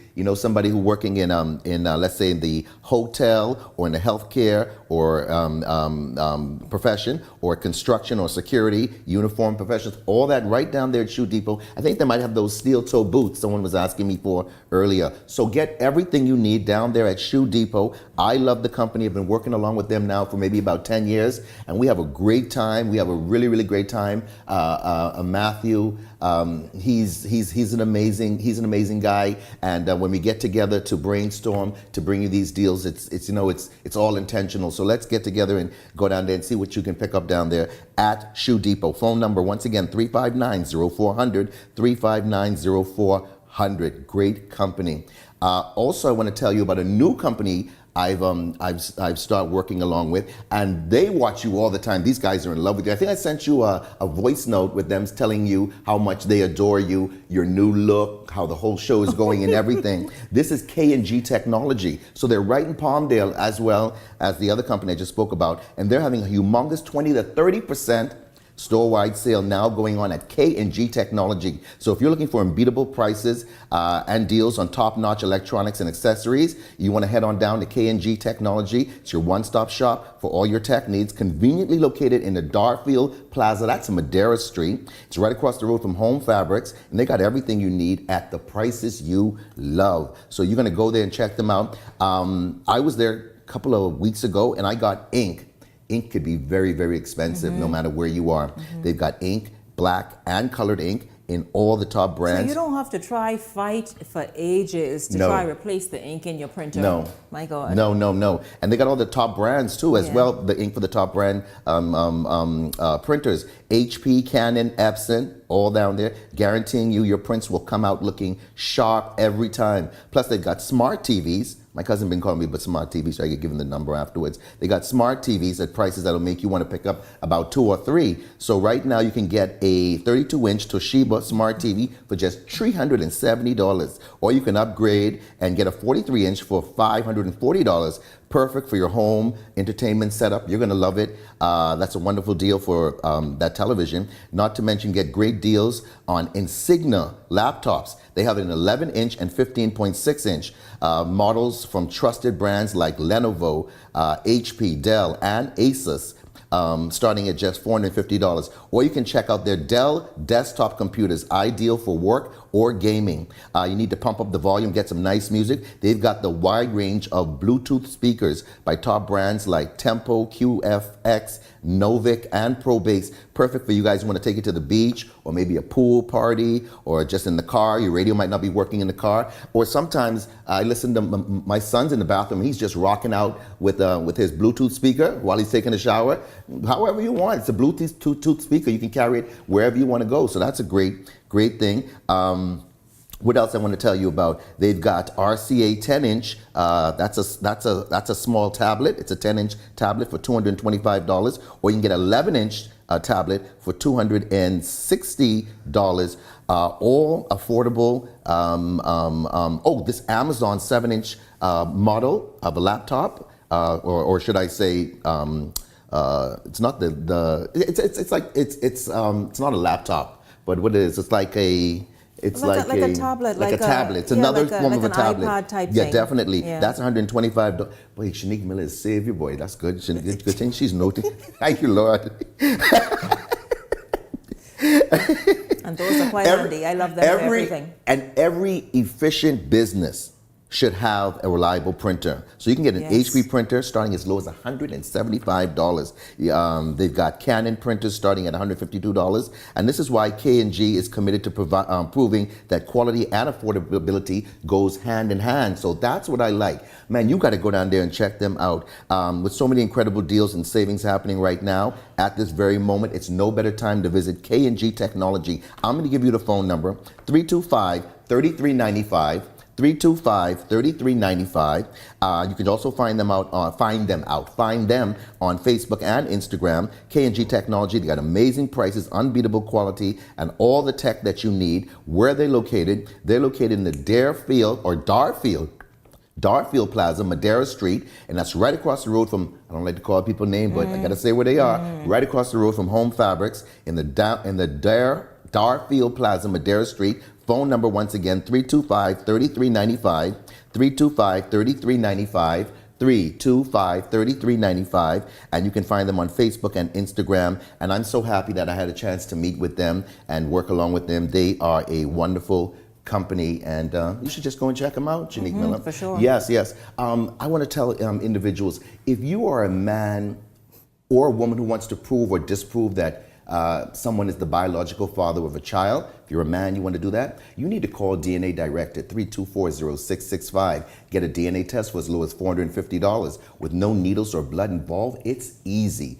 The reason why people choose DNA Direct, they're the least expensive company on the island when it comes to paternity testing.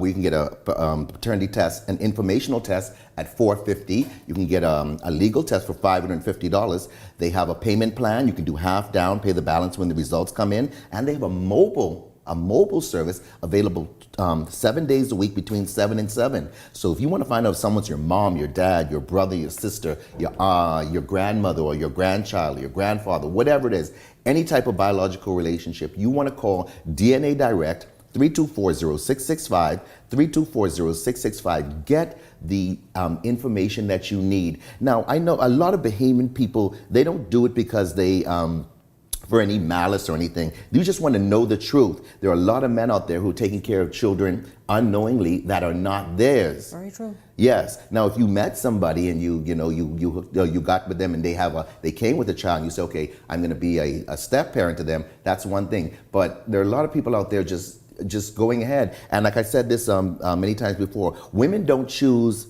the handsomest guy, the one who's best in bed. They find the gentleman who says, you know what, I want this child. And they say, well, they want to assume their responsibility, and they choose that. Or they find the one who says, you know what, this guy, he has the means to take care of this child. You want a paternity test done? Call DNA Direct, 324-0665. 324-0665. And before I go, I don't have any of the bully pills, but which are sold out? Because I want you to know, last weekend. I have some in the car. Go ahead. Well, how didn't you bring it? I did not bring it. Go ahead. So many of you, as I'm telling him now, asked about the bully pill. You all know who you all are. Yes. You all stopped me and asked me specifically for it. Yeah. Ian, that bully pill, you cannot come here without bringing it and listen showing here. it. But it's in stock. You have it. Sir, yes, we do have them. If you are a man and your penis is sad.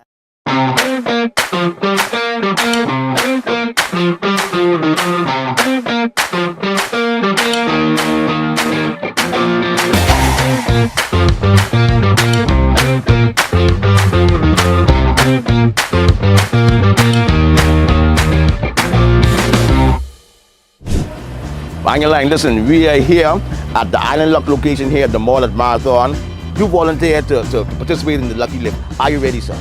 I'm ready. You ready? Ready like Bangalang. Freddy. Ready like Freddy? Well, Freddy and ready. Let's go. Bangalang. All right. Mr. Cardinal, how you doing today? I'm doing wonderful, man. Good stuff, good stuff. Can't complain, all good. And I'm glad you decided to ride in the Lucky Taxi. Right. This is the game show that gives you a free ride and you get the chance to win money. I mean, it don't get better than that. No. All right? Yeah. Are you feeling lucky today? That's the question. Yeah, I'm always feeling lucky. You're always feeling lucky? Yeah. All right, but that ain't bad. That ain't bad at all. So let me tell you how the game works. I'm going to ask you some questions. Each question I ask you has a dollar value attached to it. Okay. Every question you get right, you win money. You win lucky bucks, all right? You get the question wrong, you get a strike. 3 strikes, and you are OUT what? Out. Out. That's exactly right. So that if you on Yamakura Road, you get out by taxi. All right? Why so far? All right. All right. You have 2 lifelines available to you. You have a 50-50. Yeah. Where I'll take away 2 of the wrong answers, and you also have you can Google the correct answer. So I'll give you about 15 seconds to you search it on Google. Yeah. All right. So if you get to a question that you're not quite sure of, then I'll advise you to use your lifeline. Okay. And that way you get to stay in the game. All right. Okay. Yeah. All right. Cool. All right. So, are you ready to win some money, Mr. Cardinal? I'm ready. I'm ready. Bang-a-lang. All right, here we go. Question number 1, which is worth $5, is a true and false, true or false. All right. All right. And the question is, true or false, the Bahamas has the world's largest underwater cave system. True or false? Da, da, da, da, da, da, da. False. False is absolutely right, sir. False is absolutely right. That's $5 in your wallet. We now move to our second $5 question. All right. Yeah. Question is, the Bahamas was formerly a British colony before gaining independence. True or false? True. True is absolutely right. That is now $10 to your wallet, sir. And now we move to $10 questions. Yeah. Where is the town of the ocean located? Is it between Andros and New Providence? Between Dominica and Martinique? Between Miami and Grand Bahama? Or D, between New Providence and Paradise Island? If I were to answer that, I would say between Andros and New Providence. That answer is absolutely right, sir. Okay. That is now $20 in your wallet. Okay. All right. Bang-a-lang. Now listen to me, man. You sound like an island man. Which island you hail from? I'm a Berry Island man. Berry Island man. All right. Berry Island man. Yeah. All right. That's a good thing. All right. Here we go. Question number 3. This is another $10 question. Yeah. All right. Here we go. In 1982, this woman became the first woman to be elected to the Parliament of the Bahamas. Was it A, Dame Abby Dumont, B, Janet Boswick, C, Cynthia Pratt, or D, Glennis Hannah Martin? Dame Ivy Dumont. Final answer. Final answer. Now, one thing, Cardinal, you use a Berry Island man, you answer that with such confidence. But I mean, I never see someone be so wrong and so confident at the same time. But that's a good thing, though. That's a good thing. That's 1 strike against you, sir. 1 strike. The correct answer would have been Janet Boswick. Janet Boswick. Okay. All right. All right. Here we go. Wow. Now we can do some international history. Here we go. United States gained independence from whom? Is it A, Russia, B, China, C, England, or D, Canada? Is it England? England is absolutely right. That is another $10 added to your wallet. Cardinal, $30 in your wallet right now, brother. Now we move to the $20 questions. All right? The big notes, right? Big notes. These are the big notes. Big notes. Huh? Big notes. That's what's going on right now. All right. All right. These two men left the PLP under less than agreeable circumstances in 1987. Was it A, Sir Lyndon Pinling and Sir Milo Butler? B, Granville McCartney and Rodney Monker? C, Hubert Ingram and Perry Christie? Or D, Michael Pintard and Tommy Turnquist? Is it Hubert Ingram and Perry Christie? Hubert Ingram and Perry Christie is absolutely right. My brother, you now have $50 in your wallet. All right, listen to me. You're making money, bro. You're making money. Don't short my gas. Nah, don't short. I ain't short you, brother. I ain't short you. Next question. Another $20 question. This Bahamian boxing champion won the World Junior Middleweight Championship in 1975. Is it A, Elisha Obed? B, Toriano Johnson? C, Ray Minus? Or D, Kimbo Slice? Elijah Obed. Elisha Obed is absolutely right. That's another $20 to your wallet. That takes you up to $70, sir.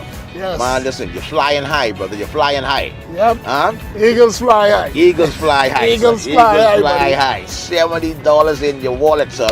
That's $70 you didn't have. Right. Huh? Yep. Next question, sir.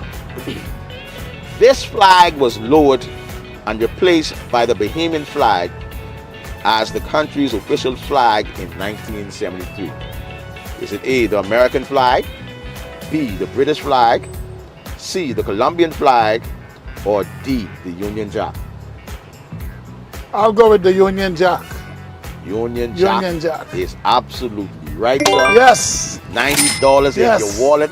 Listen to me. That's a Berry Islands man in the back there. That's a Berry Islands man riding the taxi. Huh? Because he know his business. All right, good stuff. Okay. First $50 question. How long had the Pinling administration been in power? Is it A, 25 years, B, 15 years, C, 30 years, or D, 50 years? I'll go with 25 years. 25 years is 25 absolutely years. right, sir. You now have $140 in your wallet. Man, listen, you want to get out now or you want to ride more? Let's roll, buddy. Let's roll. Let's roll it, be rolling, then be rolling, be rolling, be rolling. Let's roll, boy. All right, and here we go. Next question, $50 again. Yep. This family island is the first place in the country to get cable. Was it A, Abaco, B, Exuma, C, Grand Bahama, or D, Eleuthera? Is it Grand Bahama? C, Grand Bahama is absolutely right. Listen to me, you're up to $190, my brother. And I hear music in the background. Even your phone rejoicing on the amount of money you're making. Huh? Let me call you back. Tell the people you're making money. Tell the people you're making money right now. I'm on Island Luck Game Show. The Island Luck Lucky Taxi. Huh? Island Luck Lucky Taxi. Bang a line. Some money. Bang a line. All right? So I'll call you back, Yella. Call you back. Bang a line. Good stuff, good stuff. Yeah. That's a good little promo for us. Yeah. I want when you go back to Berry Island, you tell all the people about Island Lucky Taxi, eh? Well, they can see this. We can bring the Lucky Taxi to the Berry Islands. Yeah, man. All right? You got to. You got to. Yes, sir. Yeah. All right. Here we go. Question number. This is your next $50 question, sir. Are you ready? Ready. What term is used in the United States for the festival called Fat Tuesday? Is it A, Cinco de Mayo, B, St. Patrick's Day, C, Labor Day, or D, Mardi Gras? Is it St. Patrick's Day? C, no, sir. It's not St. Patrick's Day, but it's actually Mardi Gras. Fat Tuesday. Fat Tuesday is Mardi Gras. All right, that's 2 strikes against you. Remember now, you have your lifelines available to you now. Next question, $50 on the line again. Cable Beach is named so because of the amount of this buried infrastructure. Is it A, telecommunication wire, B, cable TV wire, C, water pipes, or D, internet wire? I'll go with telecommunications wire. telecommunications wire is absolutely right. And listen to me, the way you communicating with me, you sound like me on a money, get this money mission. That's money mission. That's Get what I'm this talking money. about, Let's man. go. Let's get this money, man. Let's get this money. Yeah, man. $240 in your purse, brother. $240 in your wallet. All right? Real money. Real money. Real money. We ain't playing. All right, here we go. Next question. In 1992, yeah, this hurricane hit the Bahamas and killed several people. Is it A, Hurricane Floyd, B, Hurricane Andrew, C, Hurricane Betsy, or D, Hurricane Isabel? I'll go with Hurricane Andrew. Well, I mean, you don't even scratch your head on that one. Like you Hurricane Andrew. Yes, you are absolutely right, son.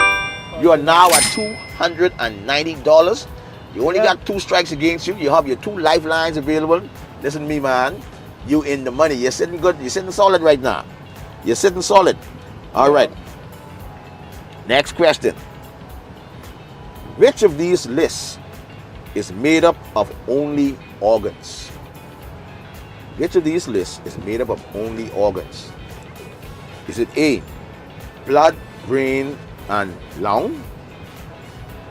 Or is it B, eye, bone, and ear? C, kidney, pancreas, and lymph? Or D, stomach, heart, and liver? I want you to look and see what a man looks like. I'd go with stomach, heart, and liver.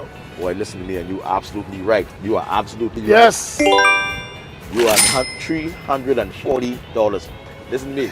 I want you to look at that camera right in front of you, and I want you to say, listen to me. I am a winner today.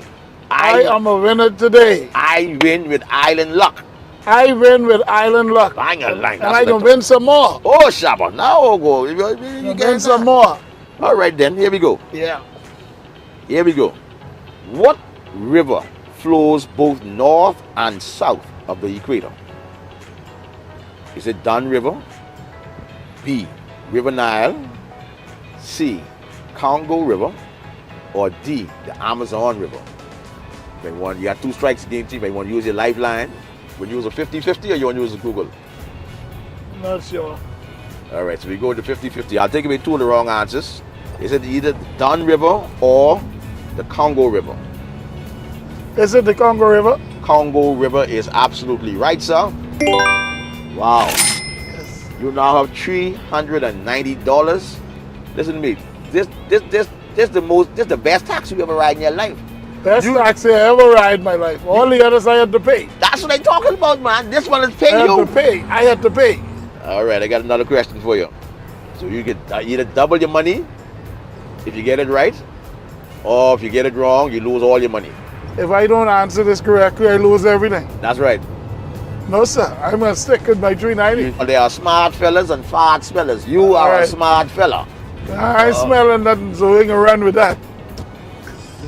Man, thank you, buddy. Mr. Cardinal, I thank you so much for playing Lucky Taxi. Man, I had a great time. Man, listen to me. It's not really about the money either. I had a wonderful time because it's good. It's really good. Man, really good. Thank you so much for telling us that and sharing and riding with us. Yeah, man. Thank you. Make sure when you go back to the Berry Island, you pick up Island Luck and the Lucky Taxi. Yeah, man. Honestly. All right? You all but Edis?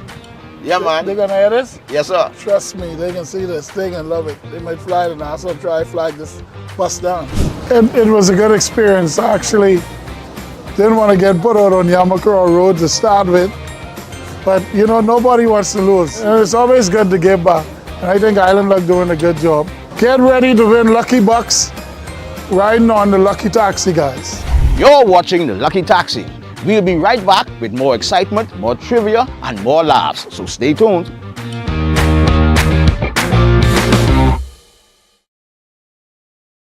I bet I could beat you running into this lawn bowl. I bet you my drink will come out before yours. Well. I bet you I could hold my breath longer. Bet. Hey, wait. If it can happen, you can bet it. So why not bet with us? The Bahamas' #1 online casino, lottery, and sportsbook. We bet you won't find bigger payouts anywhere else but islandluck.com. Winners live here. Here's how to play the ultimate spin race. Log on to your Island Luck account and select the promotion banner. You will then be transferred to the page where there will be a select number of games available for the tournament. In this instance, let's play Hot Hot 7. You will see a notification to your right of the screen. Select it to reveal the leaderboard.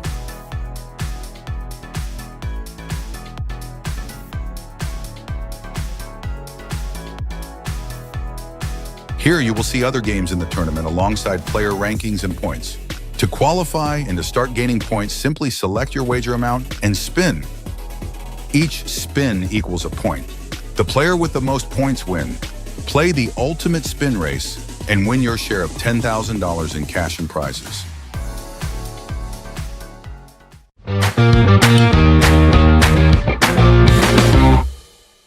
All right, ladies and gentlemen, we are here at the Prince Charles Island Luck location, and we just get flagged down. Yeah, man. He even ain't let me pull up inside. No, it ain't made no sense. So what's your name, my brother? Cadero Thompson, man, a pleasure. Yeah, the pleasure is mine. Bang a line. I like that. I like the attitude. I like the energy. It's about time I get something. About time you get something? Yeah. Well, we can give you the opportunity. Ain't no guarantee you will get something. Ain't no guarantee. Hold on, man. So what's gonna happen is, well, first of all, welcome to the Lucky Taxi. All right. Now, what happens here in the Lucky Taxi is I'm gonna ask you some questions. For every question I ask you, and you get the answer right, you win money on your account right away. Okay. Understand? So, you get the question wrong, you are OUT what? Oh. There you go. Now, you don't say that with too much confidence just now. Let's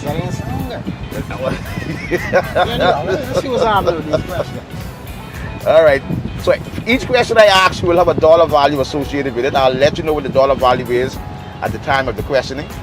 Like I said, you get it right, funds are added to your account. You get it wrong, it's a strike against you. Now you have 3 lifelines available to you. All a lifeline is, if you get to a question you're not sure of the answer, you could utilize the lifeline to try and get to that right answer. The first lifeline is a 50-50, where I take away 2 of the wrong answers. The second lifeline is you can use your phone to Google the answer. And the third lifeline available to you is to phone a friend. All right? So 3 lifelines available to you to help you delay them 3 strikes. Now I'll tell you this now, Cordero. Wherever you get that 3rd strike, buddy, I drop you off on the road. Your ride end right there. That's right. Oh, man. Oh, boy. All right. All right, let's get this over with. All right. Oh, you don't get it over with too fast. But anyway, here we go. You ready for the first question? Why not? All right. Your first question is worth $5. All right. And that question is, true or false? The Bahamas was once a haven for pirates in the 17th century. True. You say that without even blinking. True is absolutely right. $5 added to your wallet, sir. $5. You feeling? You ain't even get my account number, bro. Don't worry, but I can get all that information. I'm gonna put all of that on TV. I don't want the whole Bahamas knowing what your account number is. All right. It's only $5. Now that was like 5,000, and you know. But we can get there. We can get there. You can get these answers right. You'll get to the 5,000. Keep them coming, buddy. Keep them coming. All right, here we go. Second question. Gas in this bus. Second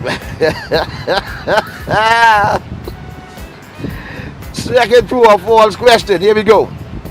The Bahamas is known for its beautiful pink sand beaches on Harbor Island. True or false? True. True? You sure it ain't Watkins Island? I bet Watkins Key. Ain't no pink sand. Ain't no pink sand there. All right, so then you know what you're talking about. All right, then. True. That's another $5 in your wallet. That's now $10 in your wallet, sir.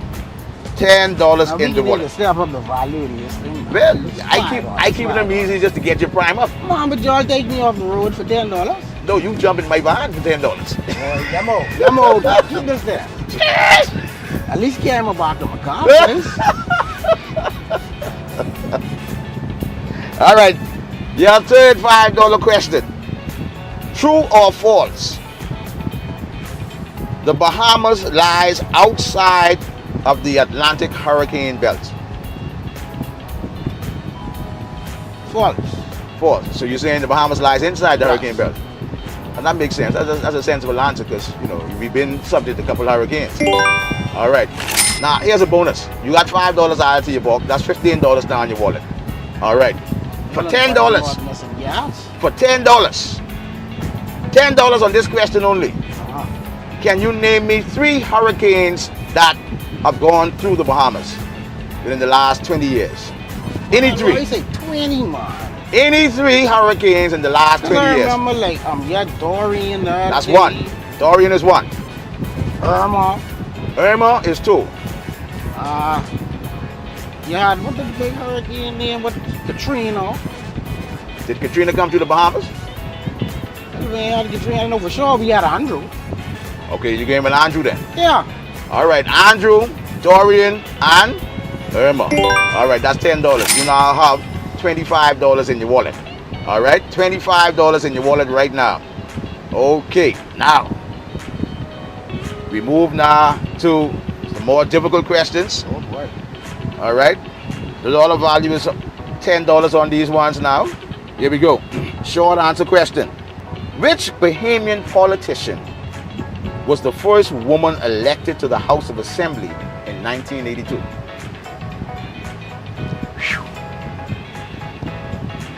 Damn, Ivy Duvall. That's your answer? Or that's a guess? That's a guess, but I can say that's my answer. You say that's your answer? Yeah. Ain't a bad answer. Not the right answer. Oh! But ain't a bad answer.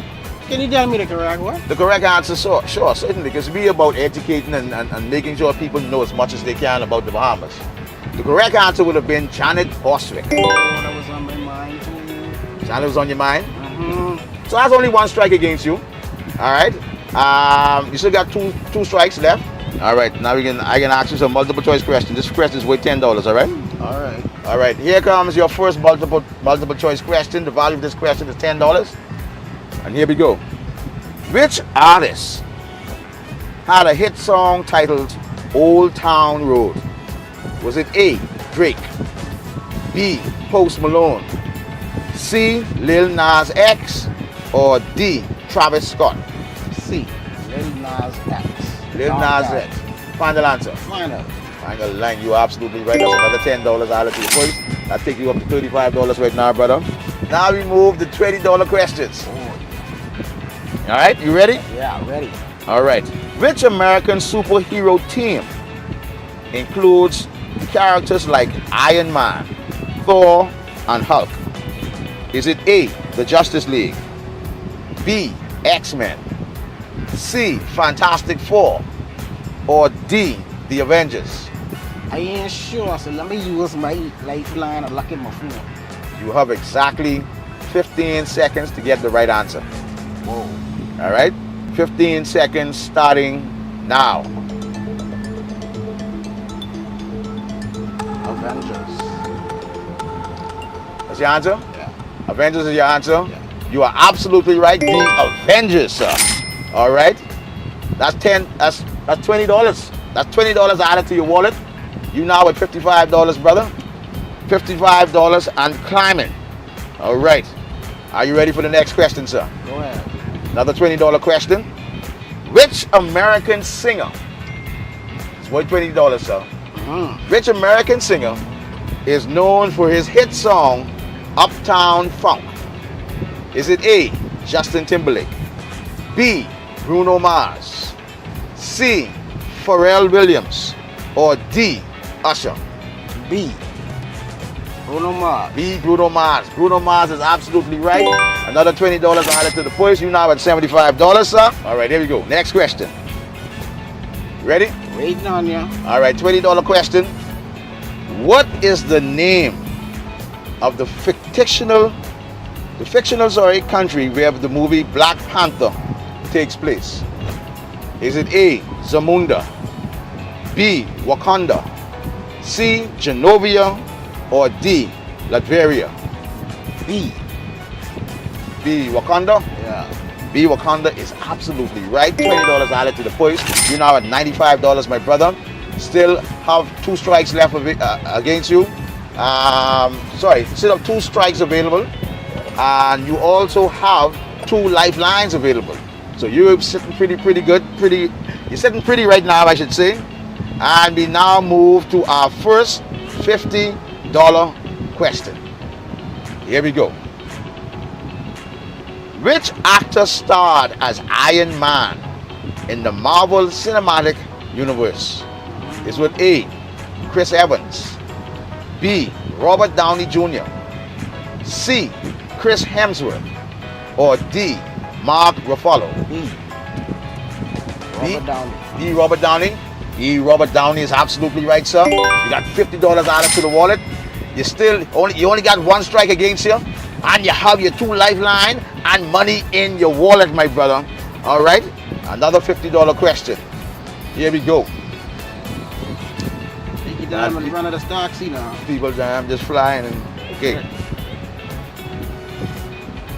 Who is the artist behind the 2016 album Lemonades? Is it A, Rihanna, B, Beyonce, C, Adele, or D, Taylor Swift? B, Beyonce. B. What these questions to be? No, the money. That's what you say. Ain't the question. It's the money. All right, sir. You now at $195. At $195. You said keep the questions coming? Keep them coming. And here they come. Who won the Best Actor for her role in La La Land? Oh boy. Is it A, Jennifer Lawrence, B, Emma Stone, C, Brie Larson, or D, Natalie Portman? So, if I use the lifeline to call someone, right, would they be able to Google us? Because I know they wouldn't know the answer, but they'd be able to check. Yes, you can use your lifeline, sir. All right. What's the time limit? And suppose they don't answer the phone. All right, well, firing up the phone to call now. Yo, what's happening? Anyhow, quick, I am on a game show, Island Luck Truck Bus Wide, right? Yo, repeat the question for me, driver. Who won Best Actress? Google this for me. Who won Best Actress? Oscar for the role in La La Land. Oscar, female? Yes, Best Actress. In the movie La La Land. Who won Best Female Actress in the movie La La Land? The Oscar for Best Female Actress from the movie La La Land. Who won Best Actress? Yeah. Huh?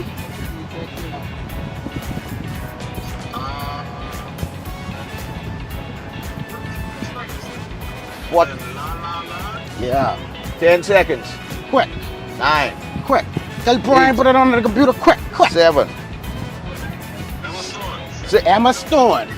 Emma Stone is your final answer. Final answer. That's the answer you're going with. You sure for that? Yeah, you give my boy something on the stoop. Call it. Run it. Emma Stone is absolutely right. Yes, King. You are $245, brother. All right. $245. Who's that on the lifeline? That's my boy Polo. I tell Polo he help you get across the finish line. I can do anything on here coming still. All right, bang a length. All right. So right now, Cordero, you now at $245 in your wallet. That's $245 more than what you had when you come in here. All right. We now have come to that portion where we have the double or nothing. So I can ask you one more question. You get it right, you double your money. You get it wrong, you lose everything. You want to go double or nothing, or you want to walk away? No, everything go. Like get my 245. You get that 245? Down bad, Bag a leg. I want you to look in that camera right there and say, listen, Island Luck, winners live here. Island Luck, winners live here. Bang a leg. All right, appreciate you, big bro. See how you really let me out here? Bang. Huh? I buy Prince George. I can get your back, brother. Right.